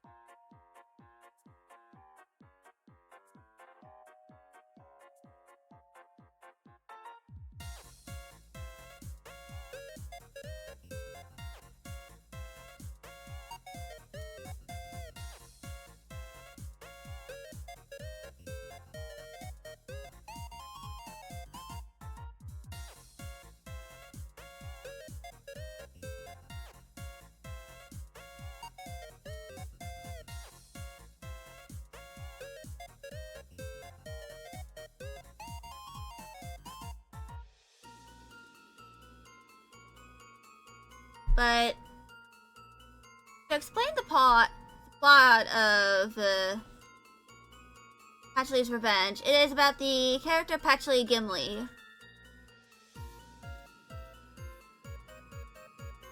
And it's basically about her choosing to switch careers from, being part of the clergy into being part of an investigative agency where they investigate paranormal phenomenon.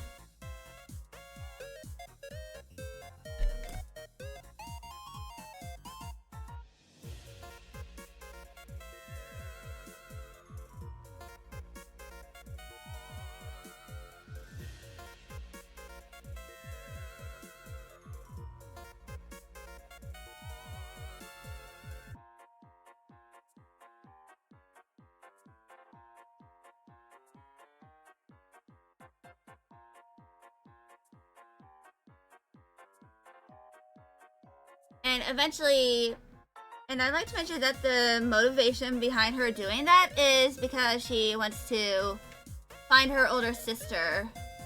Because Patchley ran away from home because her mom was emotionally abusive. And once the abuse started getting physical, her older sister was just like, no, I'm getting my sister out of here.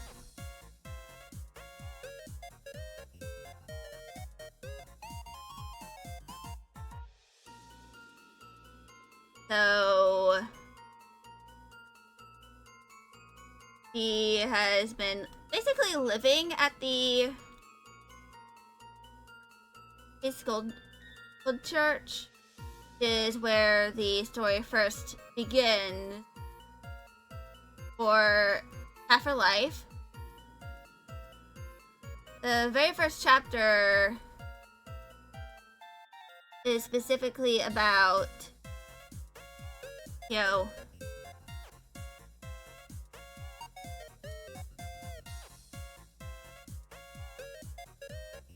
her being at, Gold Crooked for the very first time.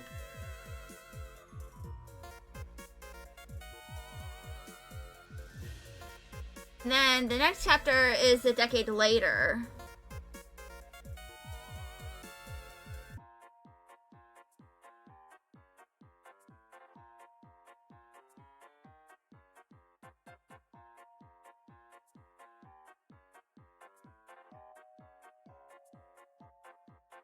But she has to use her powers to prevent the groom's mother from ruining a wedding.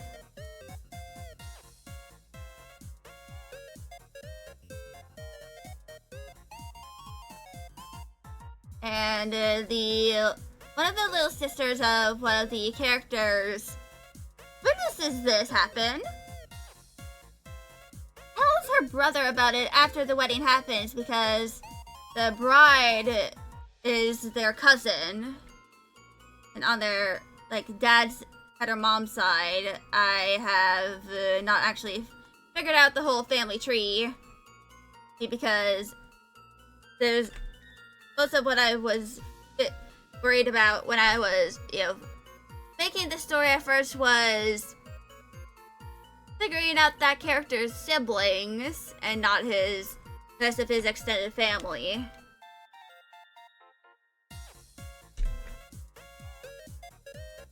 But eventually, he is told about it after the wedding. It happens. And then, after all the trials and stuff that come with, the groom's mother being arrested, he and a different character who had had her brother and her sister-in-law marry at that church. They go to the church to request her presence. And they, recruit her. And she goes to the LPIA, which is the agency that is in the story. Gets interviewed, is offered the job, takes the job, and then she chooses to move to live in the apartment complex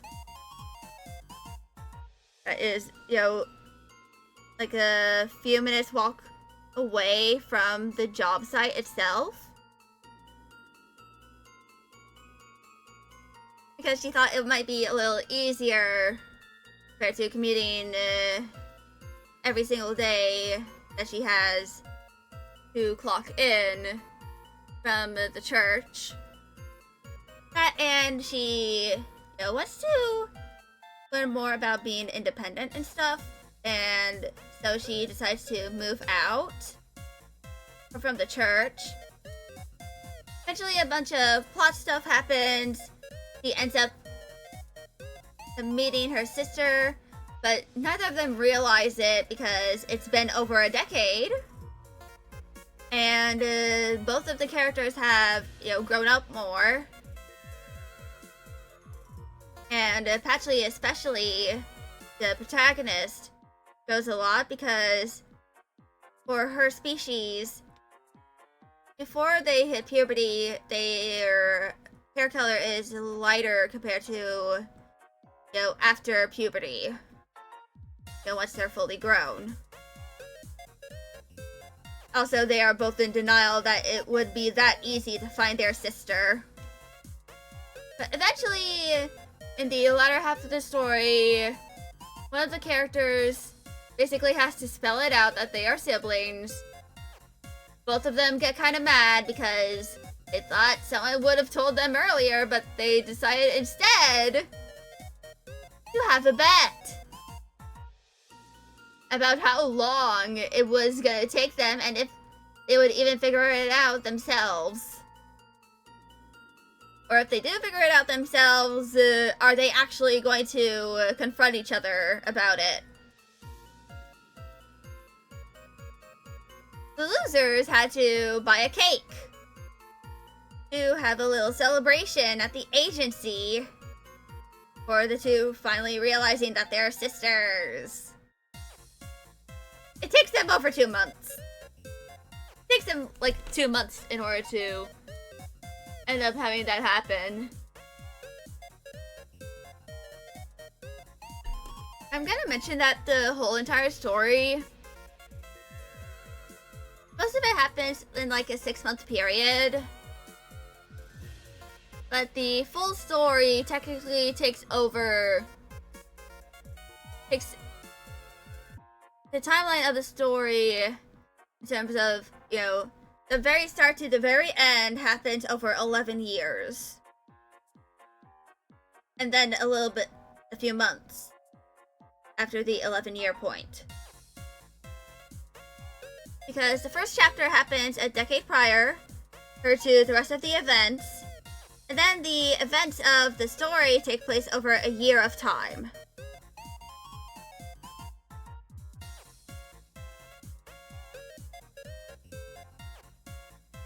It starts in the spring of one year, ends in the spring of the next. But anyway, I think those are the Pine Kitten. It's designed.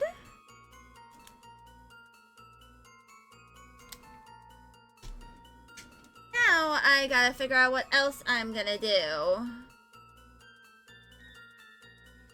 for the rest of stream.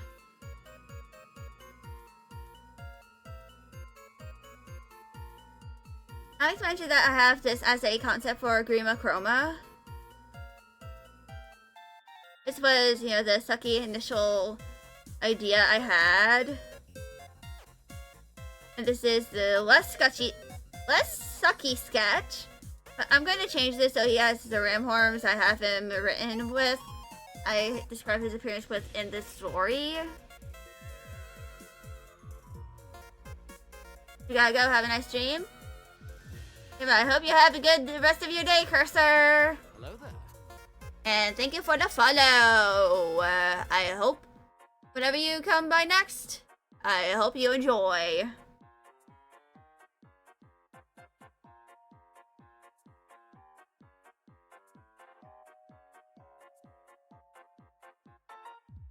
And now I gotta figure out what I'm gonna do next for all of the, you know, characters and stuff.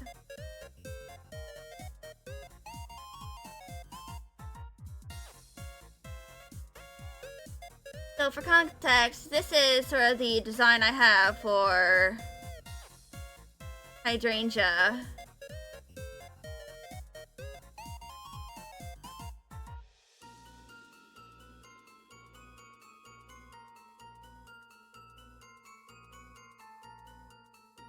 Let me just put all of this, the line color for her work outfit.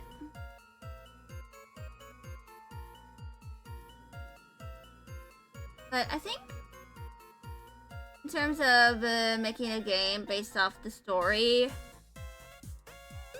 because I have no game dev experience, I'll try and make it a little simple and instead sort of start off with a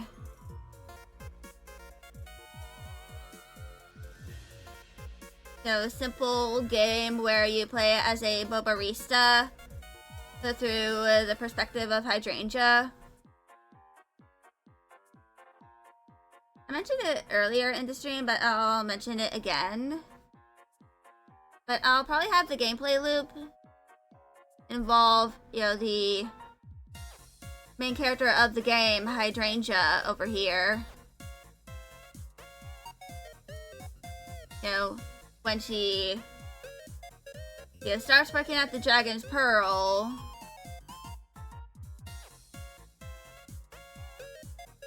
and then as she, you know, starts working more and more at the location, and eventually getting better and better at her job.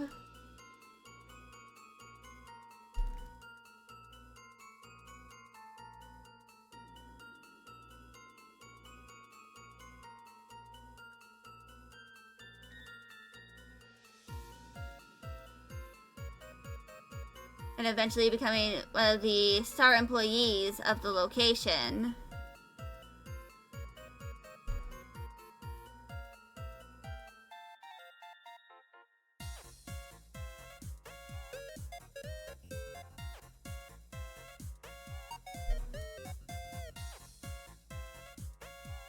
And I think the game is going to take place over several years.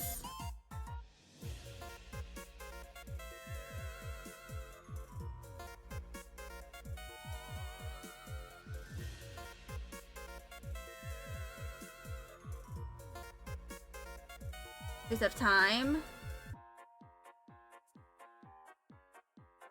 No. I would start off when Hydrangea first gets the job, when she is roughly, in her late teens. Because in the story she is in her early 20s. She's roughly 22 when the story begins.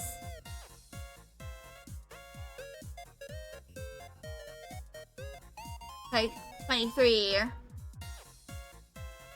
when she's introduced, because I kind of had her birthday happen either in, I don't remember when her birthday happened, but it already passed in Tomodachi Life.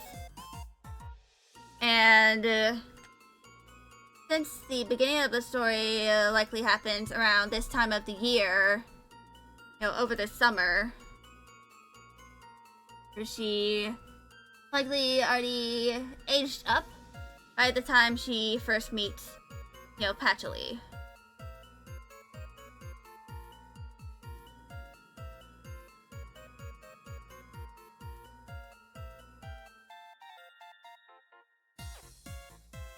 So, I'm gonna add a bit of shading.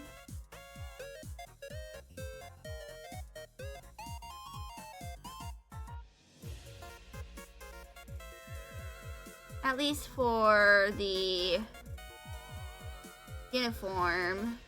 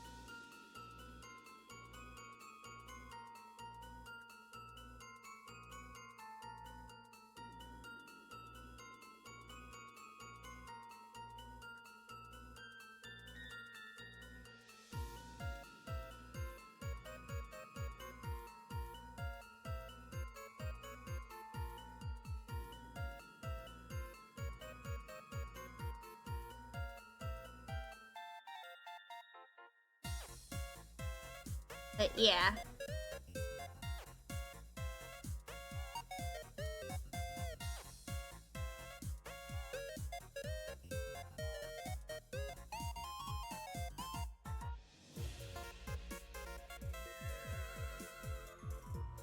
Is, kind of what I'll likely do for the game.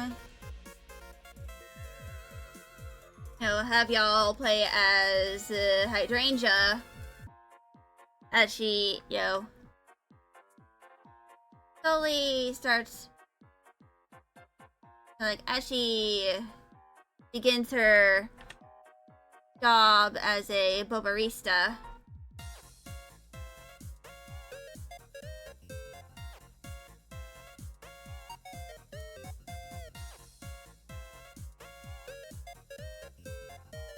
Eventually becomes a very good bobarista. Then when she encounters Osmi for the first time,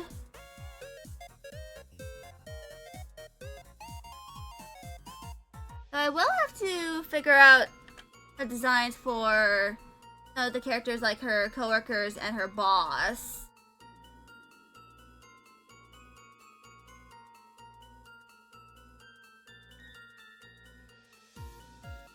That will be a little important.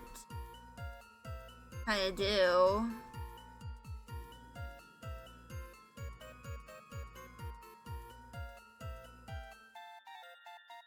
You know, figure out.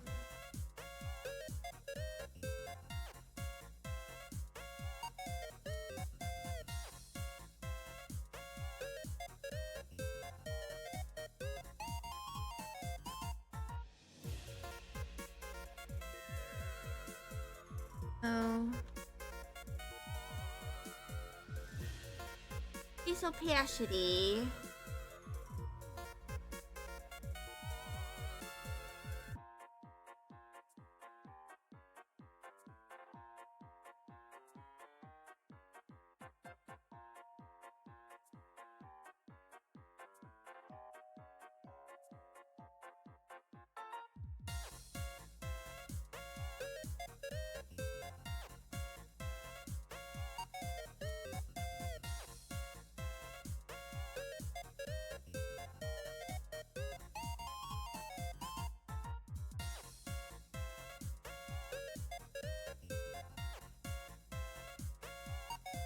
So I will definitely, when it comes to making the game,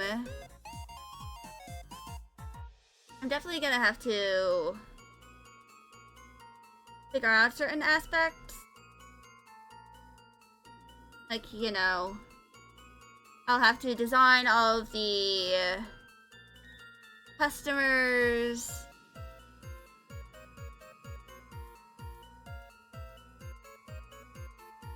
And, you know, interactions, all of the items in the game that you'll have to make for your customers.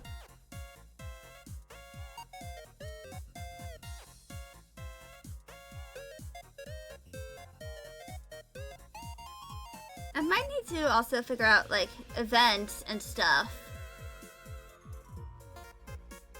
that are gonna happen in the game. You know, like encountering entitled customers and the like. So ads are gonna start soon. Possibly, you know, having some of the customers ask about the mask, then you just have a few sets of replies that you will have to choose between.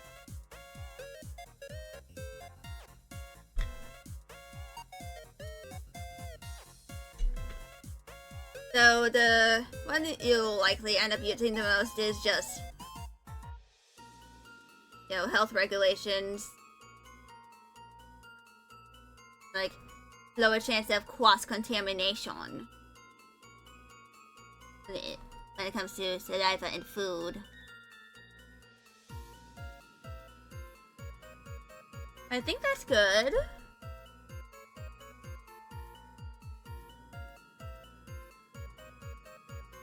And the ads have begun. Gonna get up and stretch a little.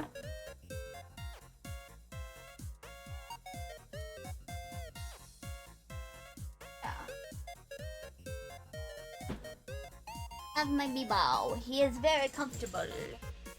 All curled up and cozy.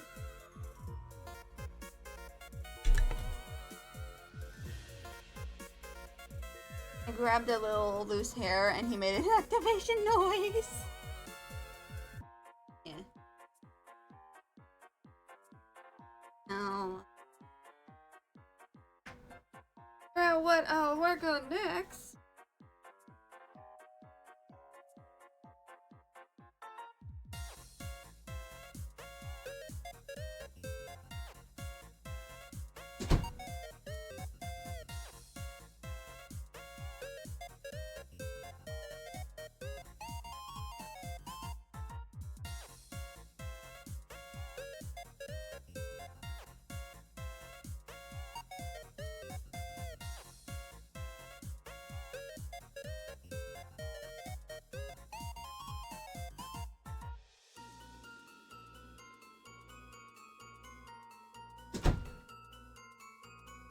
half until ads will be done.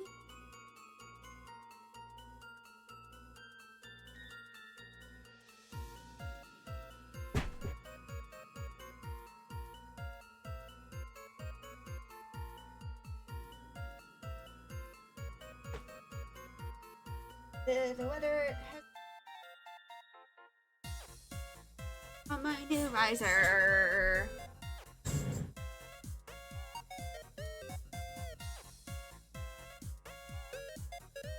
My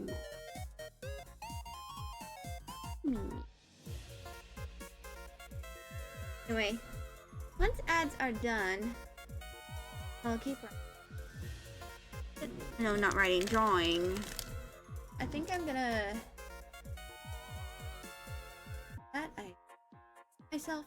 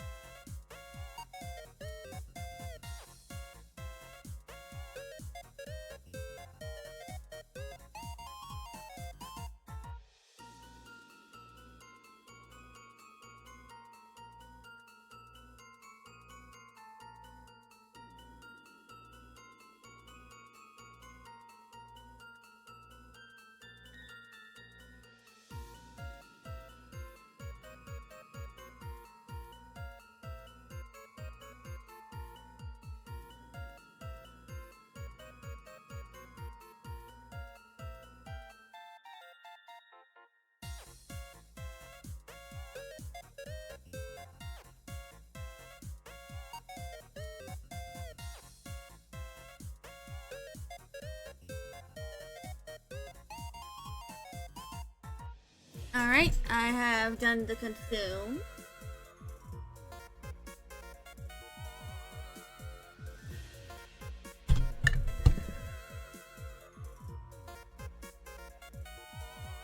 Let's go ahead and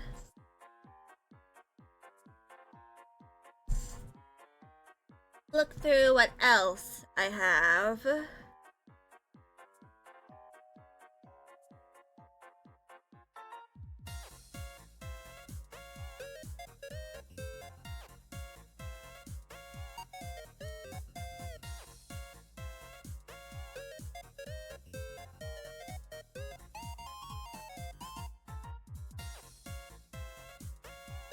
Now let's do this.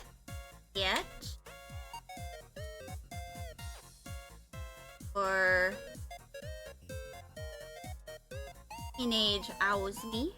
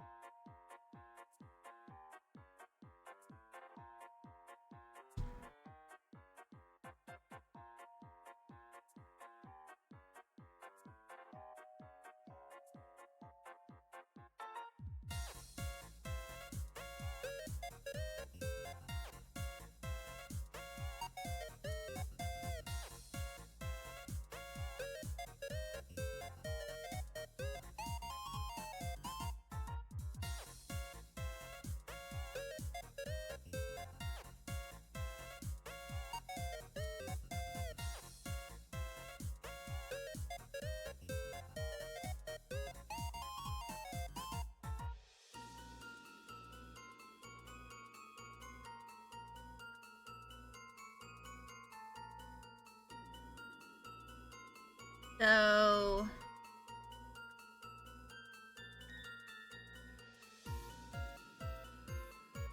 grab that.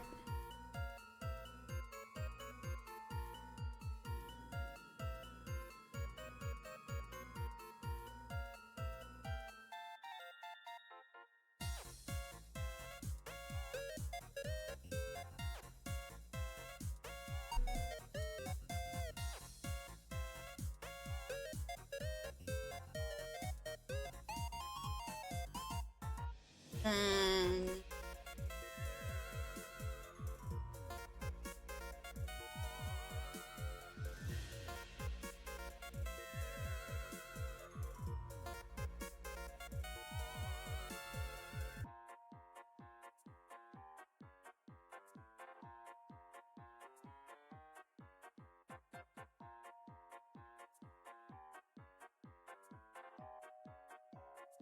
so for this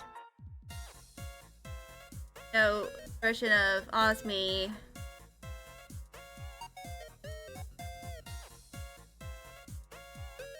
I'm going to kind of have her. Well, instead of her orange dyed parts of her hair that she has, as in her design throughout the novel, well, instead have her dyed parts of her hair be blue, as kind of a nod to something she mentioned in part of the story as well.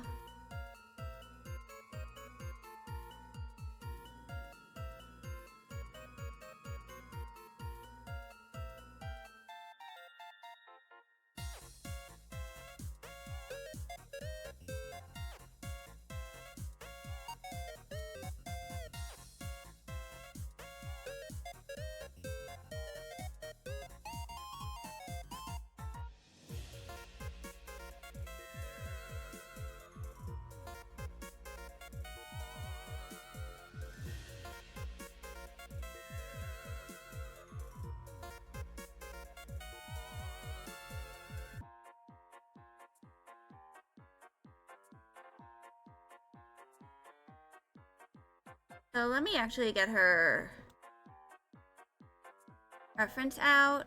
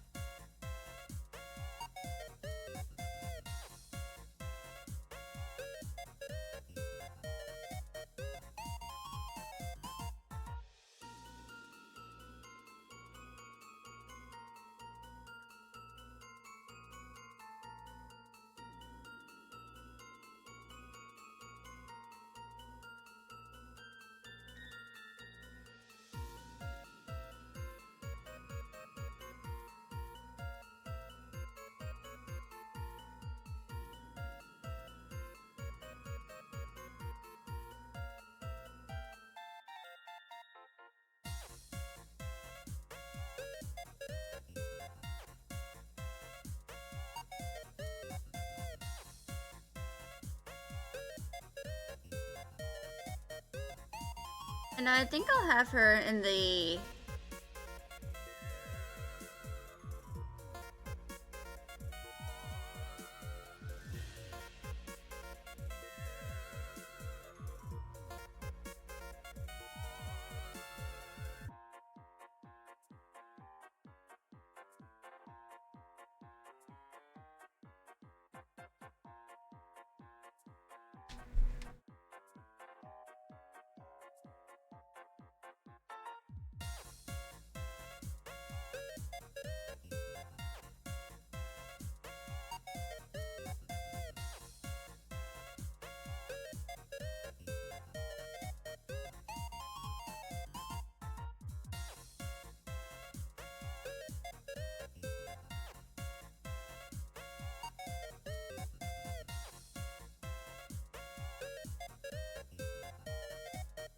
So, now let's switch over to our fine art and coloring pen.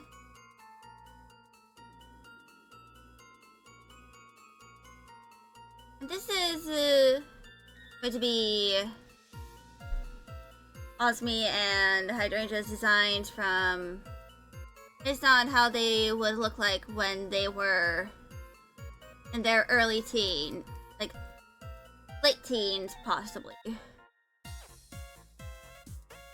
So like around their junior to senior year of high school. And this year would be when they're around middle school.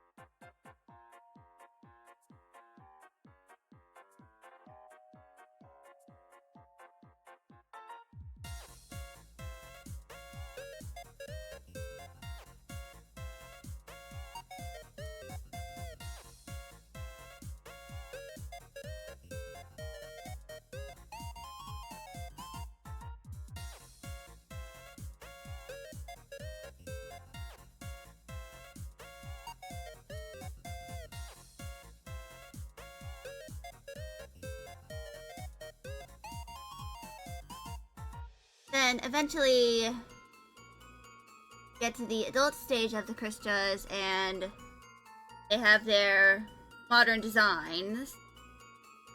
Like, you know, current designs.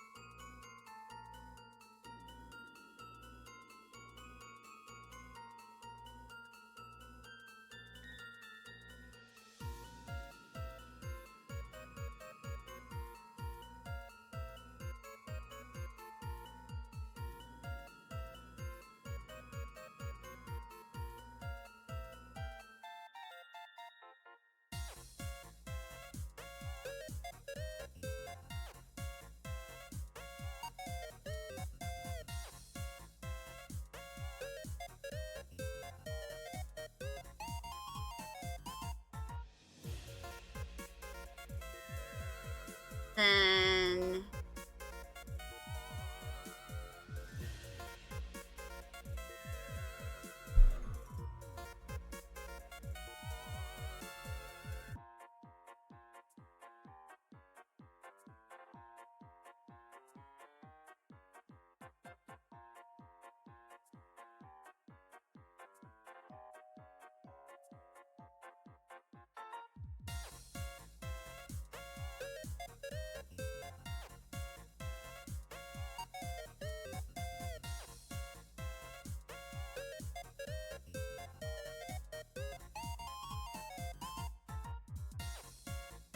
we correct all the colors.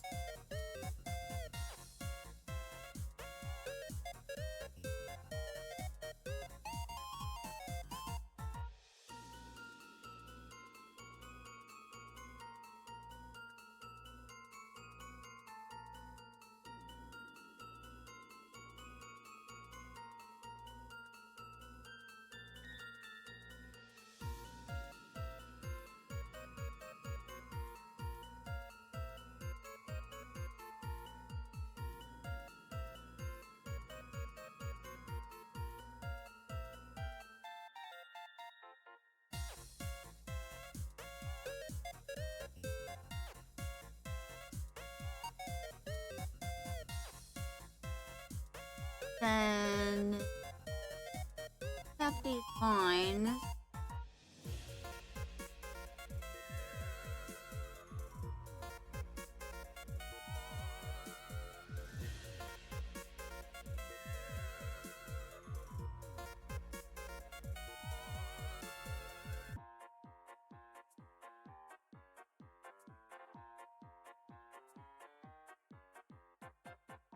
Yeah, I definitely need to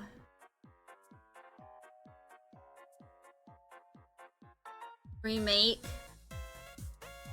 Wait, no, not remake. Make some 3D models.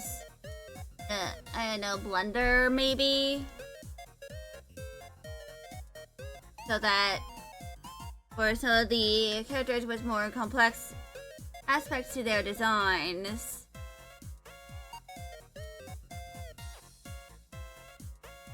I can, you know,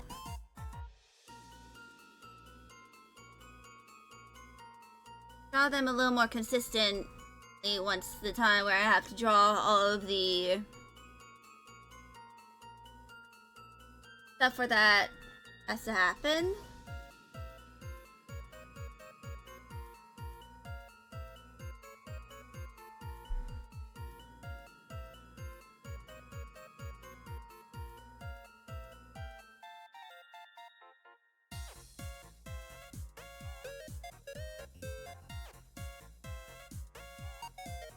Anyway,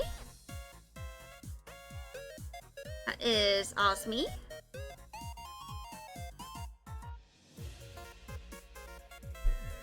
I'll probably switch the to being like horizontal, maybe.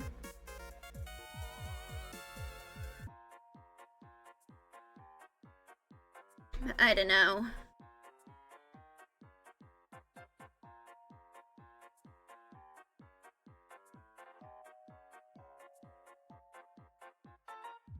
Now I'll save it.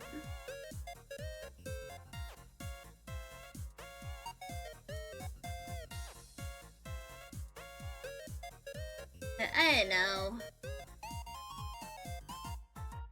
Maybe it's the heat. But I'm feeling a little bleh.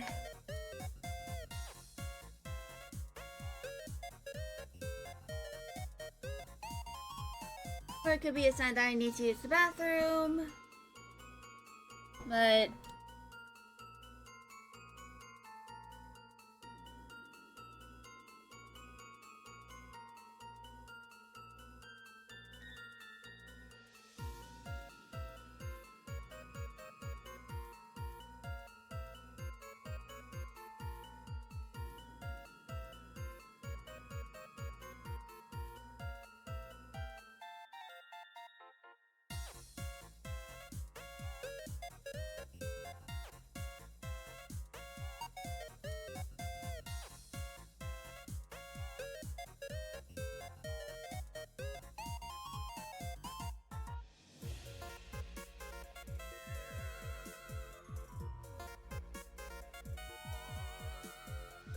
think I'm gonna start the intermission a little early, so that I can use the bathroom and clear my head.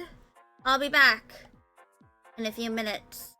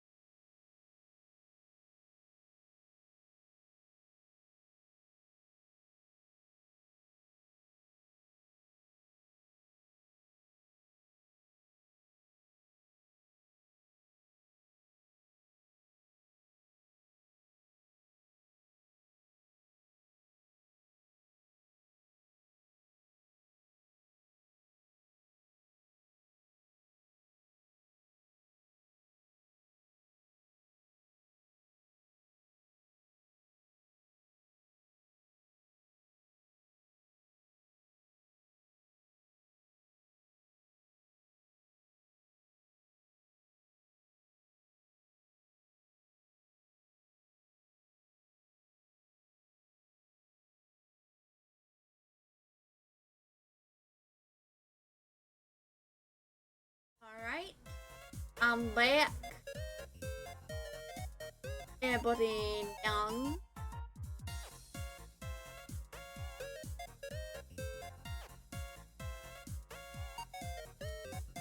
So, I'm gonna see what I might be able to do.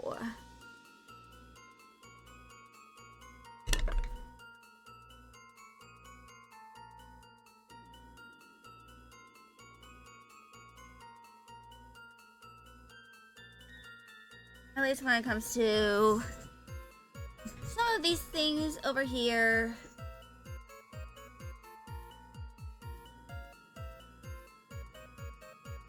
You went back in here again? That's silly.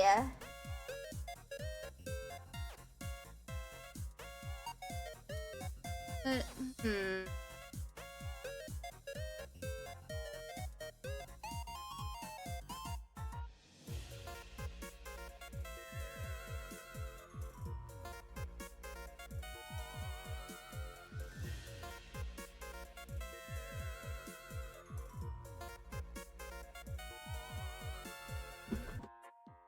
I think I do the liner for this. Yeah.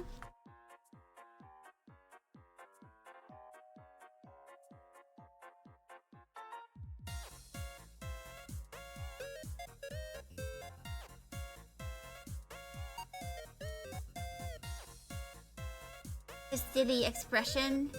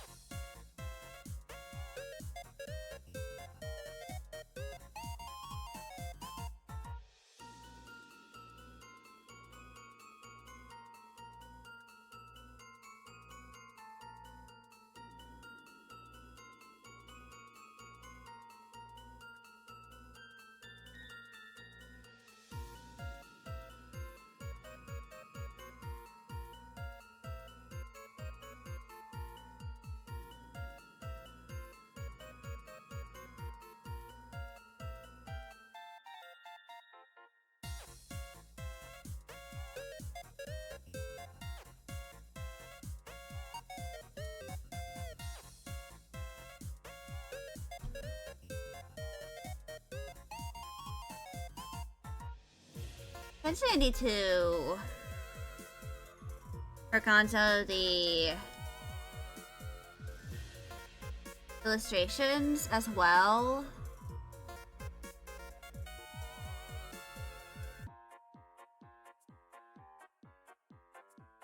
Or at the very least the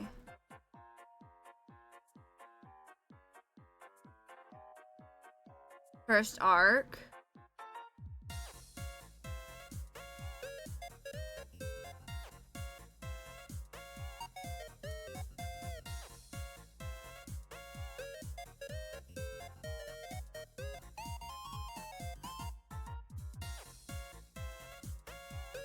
Means I'll have to look through all of the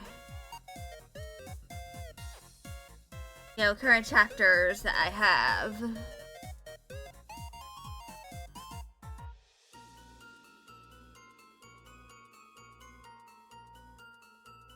Also, I need to figure out possible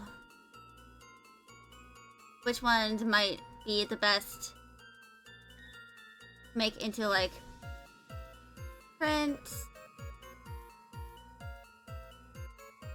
Possibly do like a little experiment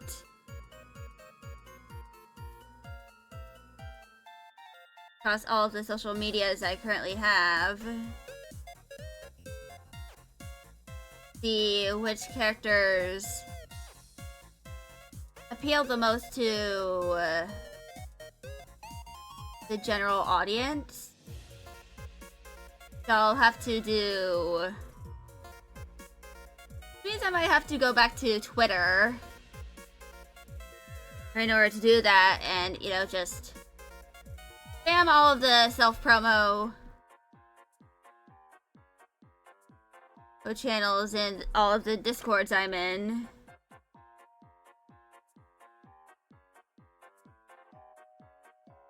Even more than I do when I go live and stuff.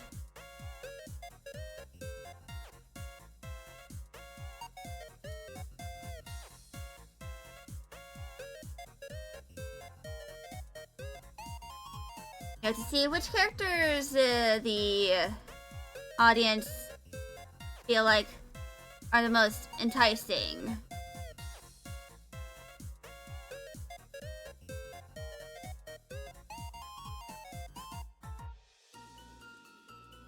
Like, what designs appeal the most to them?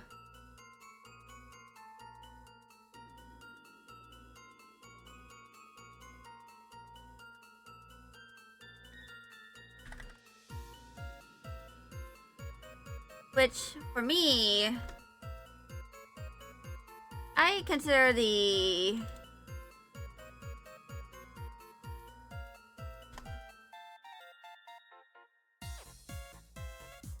Hydrangea to be the most appealing, partially because of, you know, all of her scars. You know, the scars on her face really add to some of her storytelling.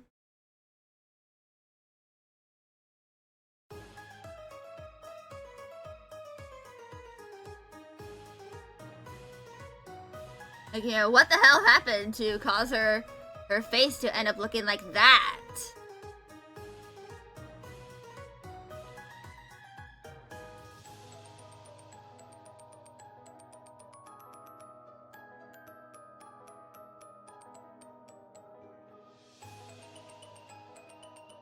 Let me just do this real quick so none of the color escapes.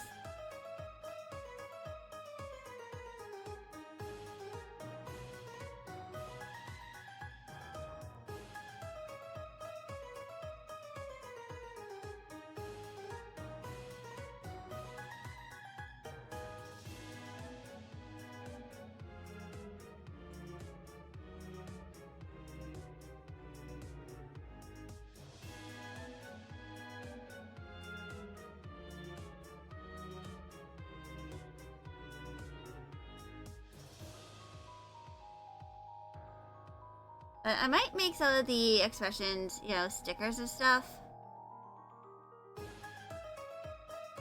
Which, if y'all want me to eventually make merchandise of my stories, I'm probably going to eventually do that. But that depends on how much traction the story gets.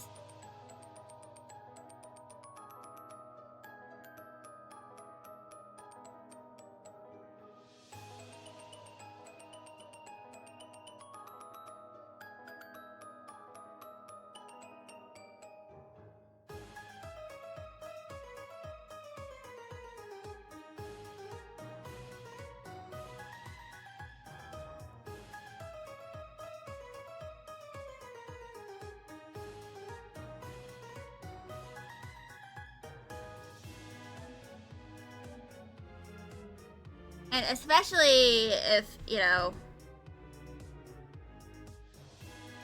I end up at a point where I, you know, have the novel ready to be published physically.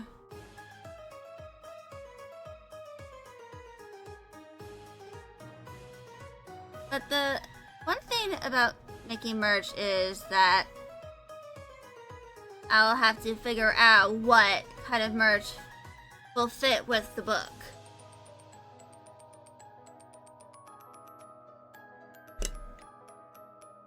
Which means the most likely first merch I'll make for Patchley's Revenge is going to be a bunch of bookmarks that, you know, have designs based on all of the characters.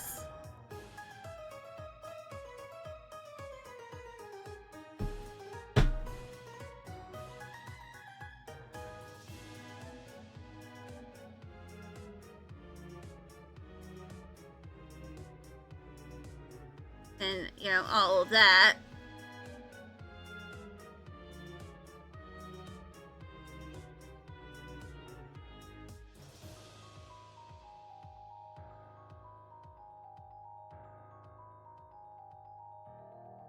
This is Hydrangea's rough sheet.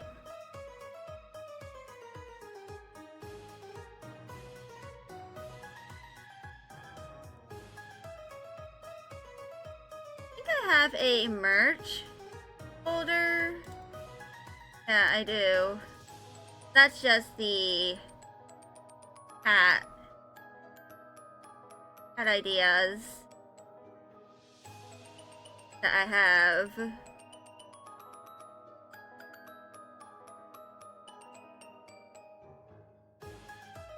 Which I just realized I should probably start ordering in some of the stickers.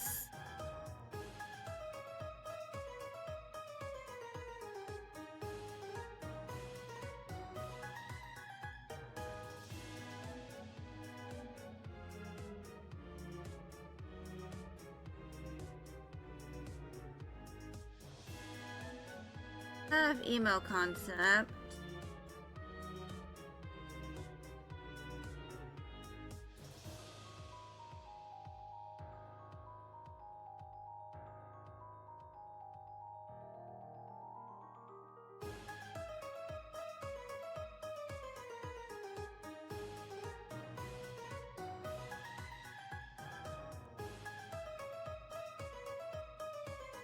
Where do I have my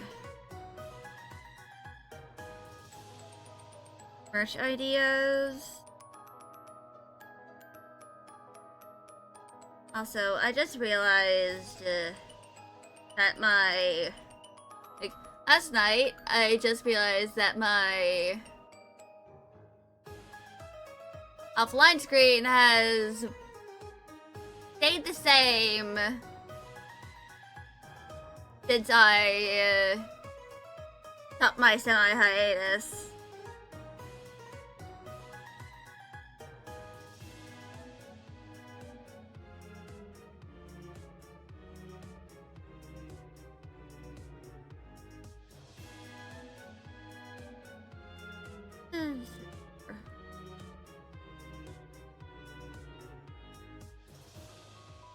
I don't know. Turn off my chat overlay for a moment.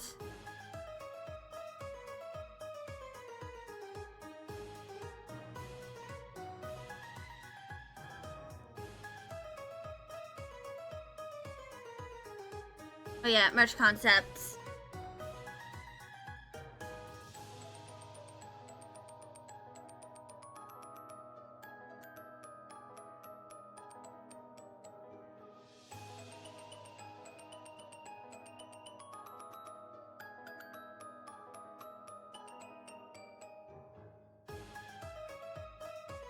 Actually, I should probably work on the thing that is for my dad.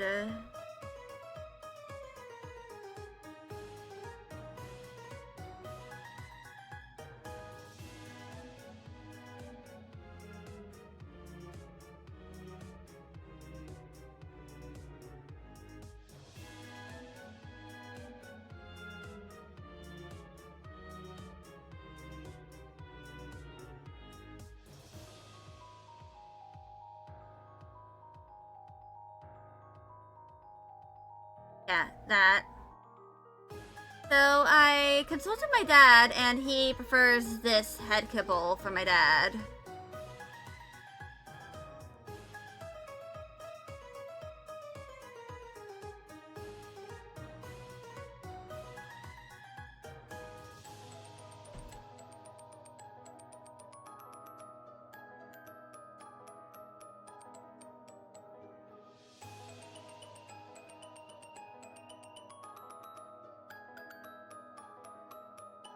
So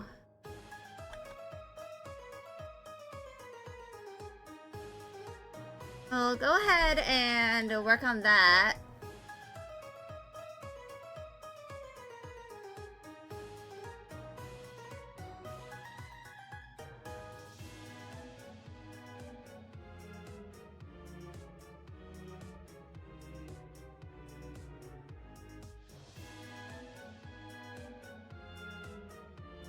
at the very least, you know,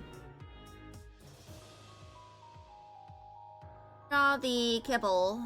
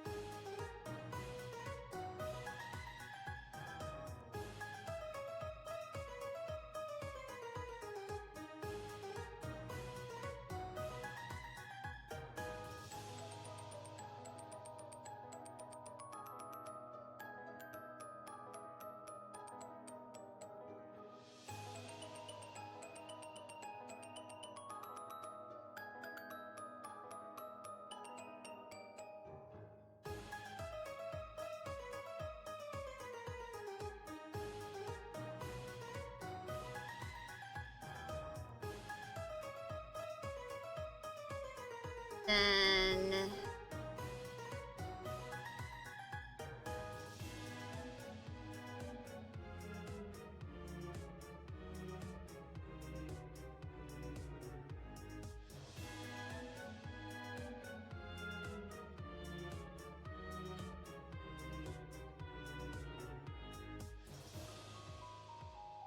that, I think.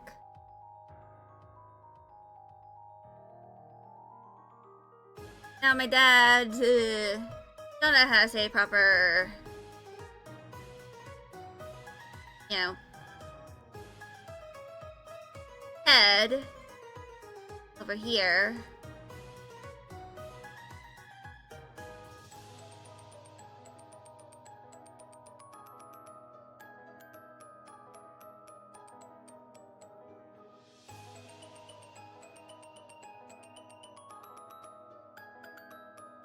I think I'll take some of the colors from here.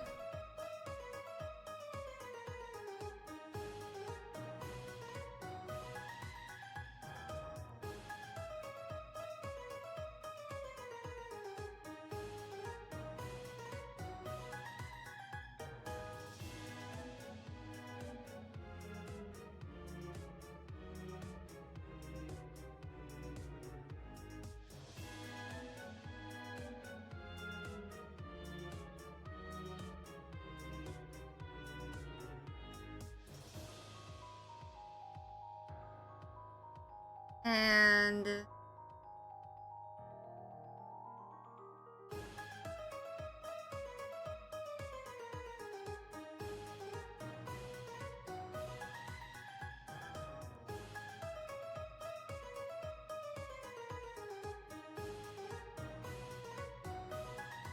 this is, of course, just an idea as to what I'll possibly do for this.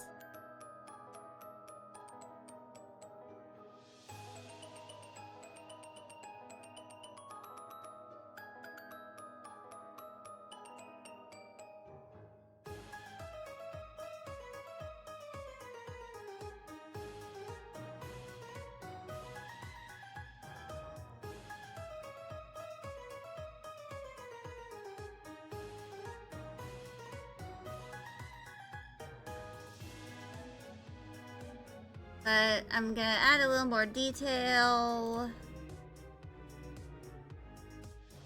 We'll add a bit of nuance to the design.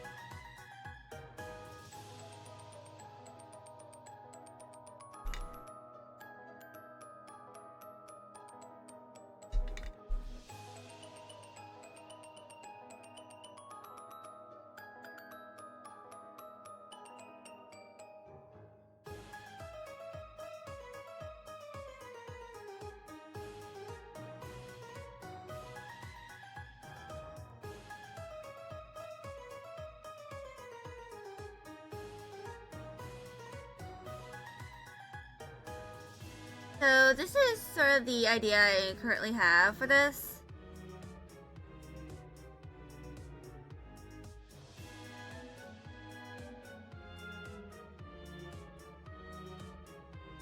Of course, this looks a little too busy.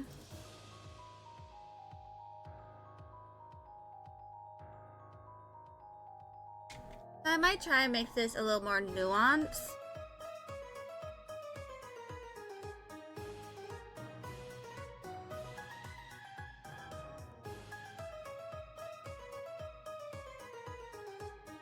Because I don't want this to look way too busy.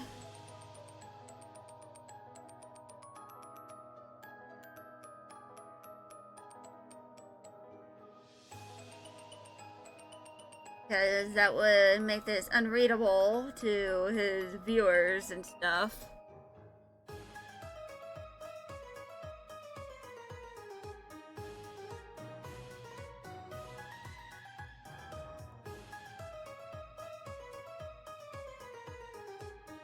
So,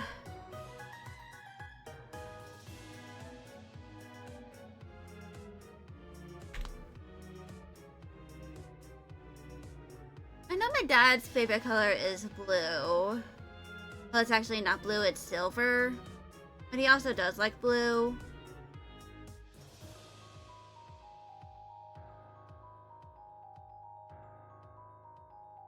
I might add some extra details and stuff, maybe?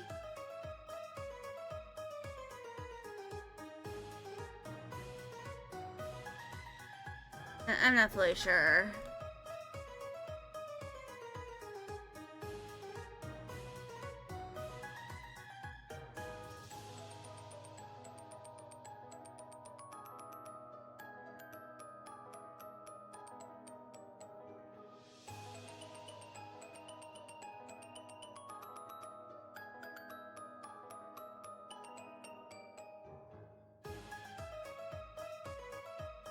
I'm not fully sure what I'll do.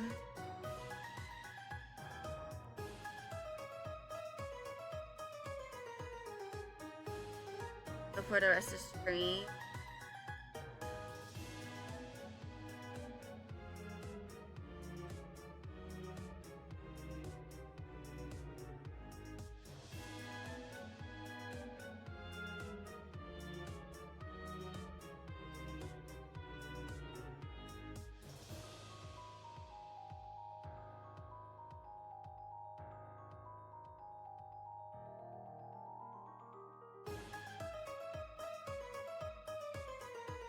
I think I might figure something out. Start the ads and I'll make myself more water, and then I'll figure out what I'll be doing for the rest of the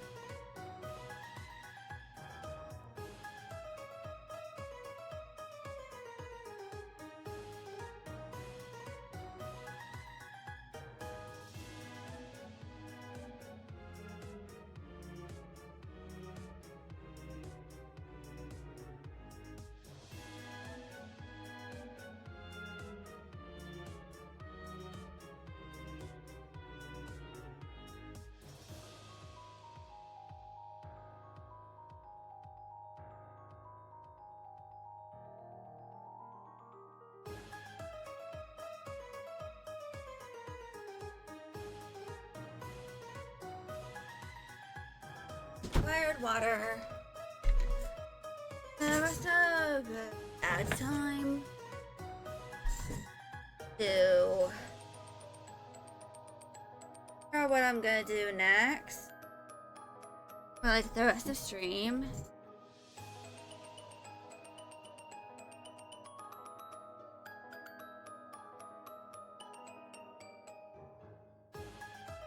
Because there are some things I need to do.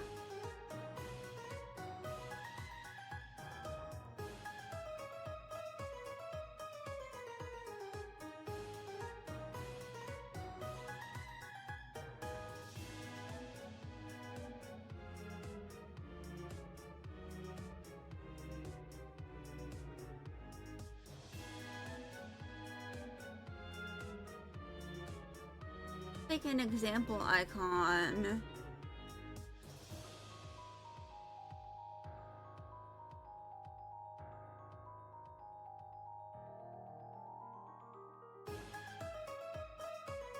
I'm actually not fully sure what I'm gonna do.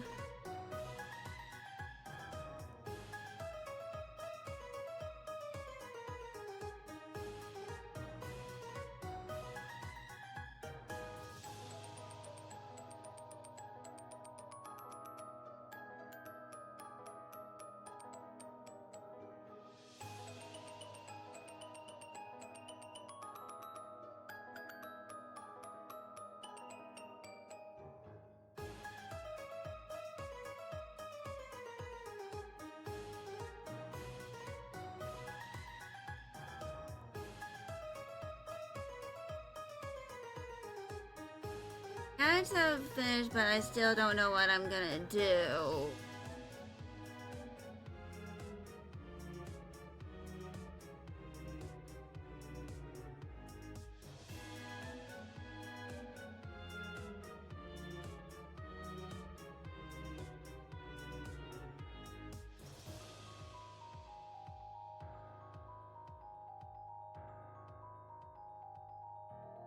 What I do? I should have planned stream better.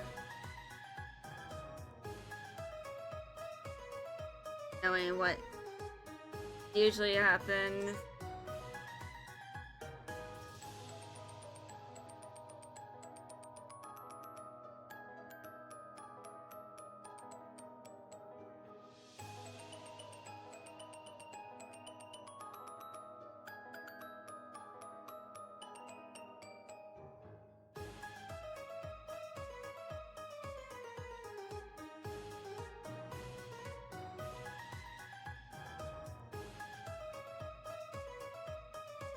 I do eventually need to redraw my header from my writing blog.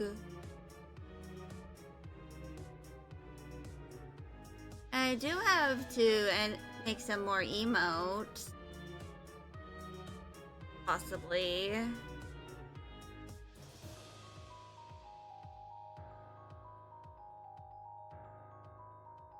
But I might commission those because there's something I've been trying to work on.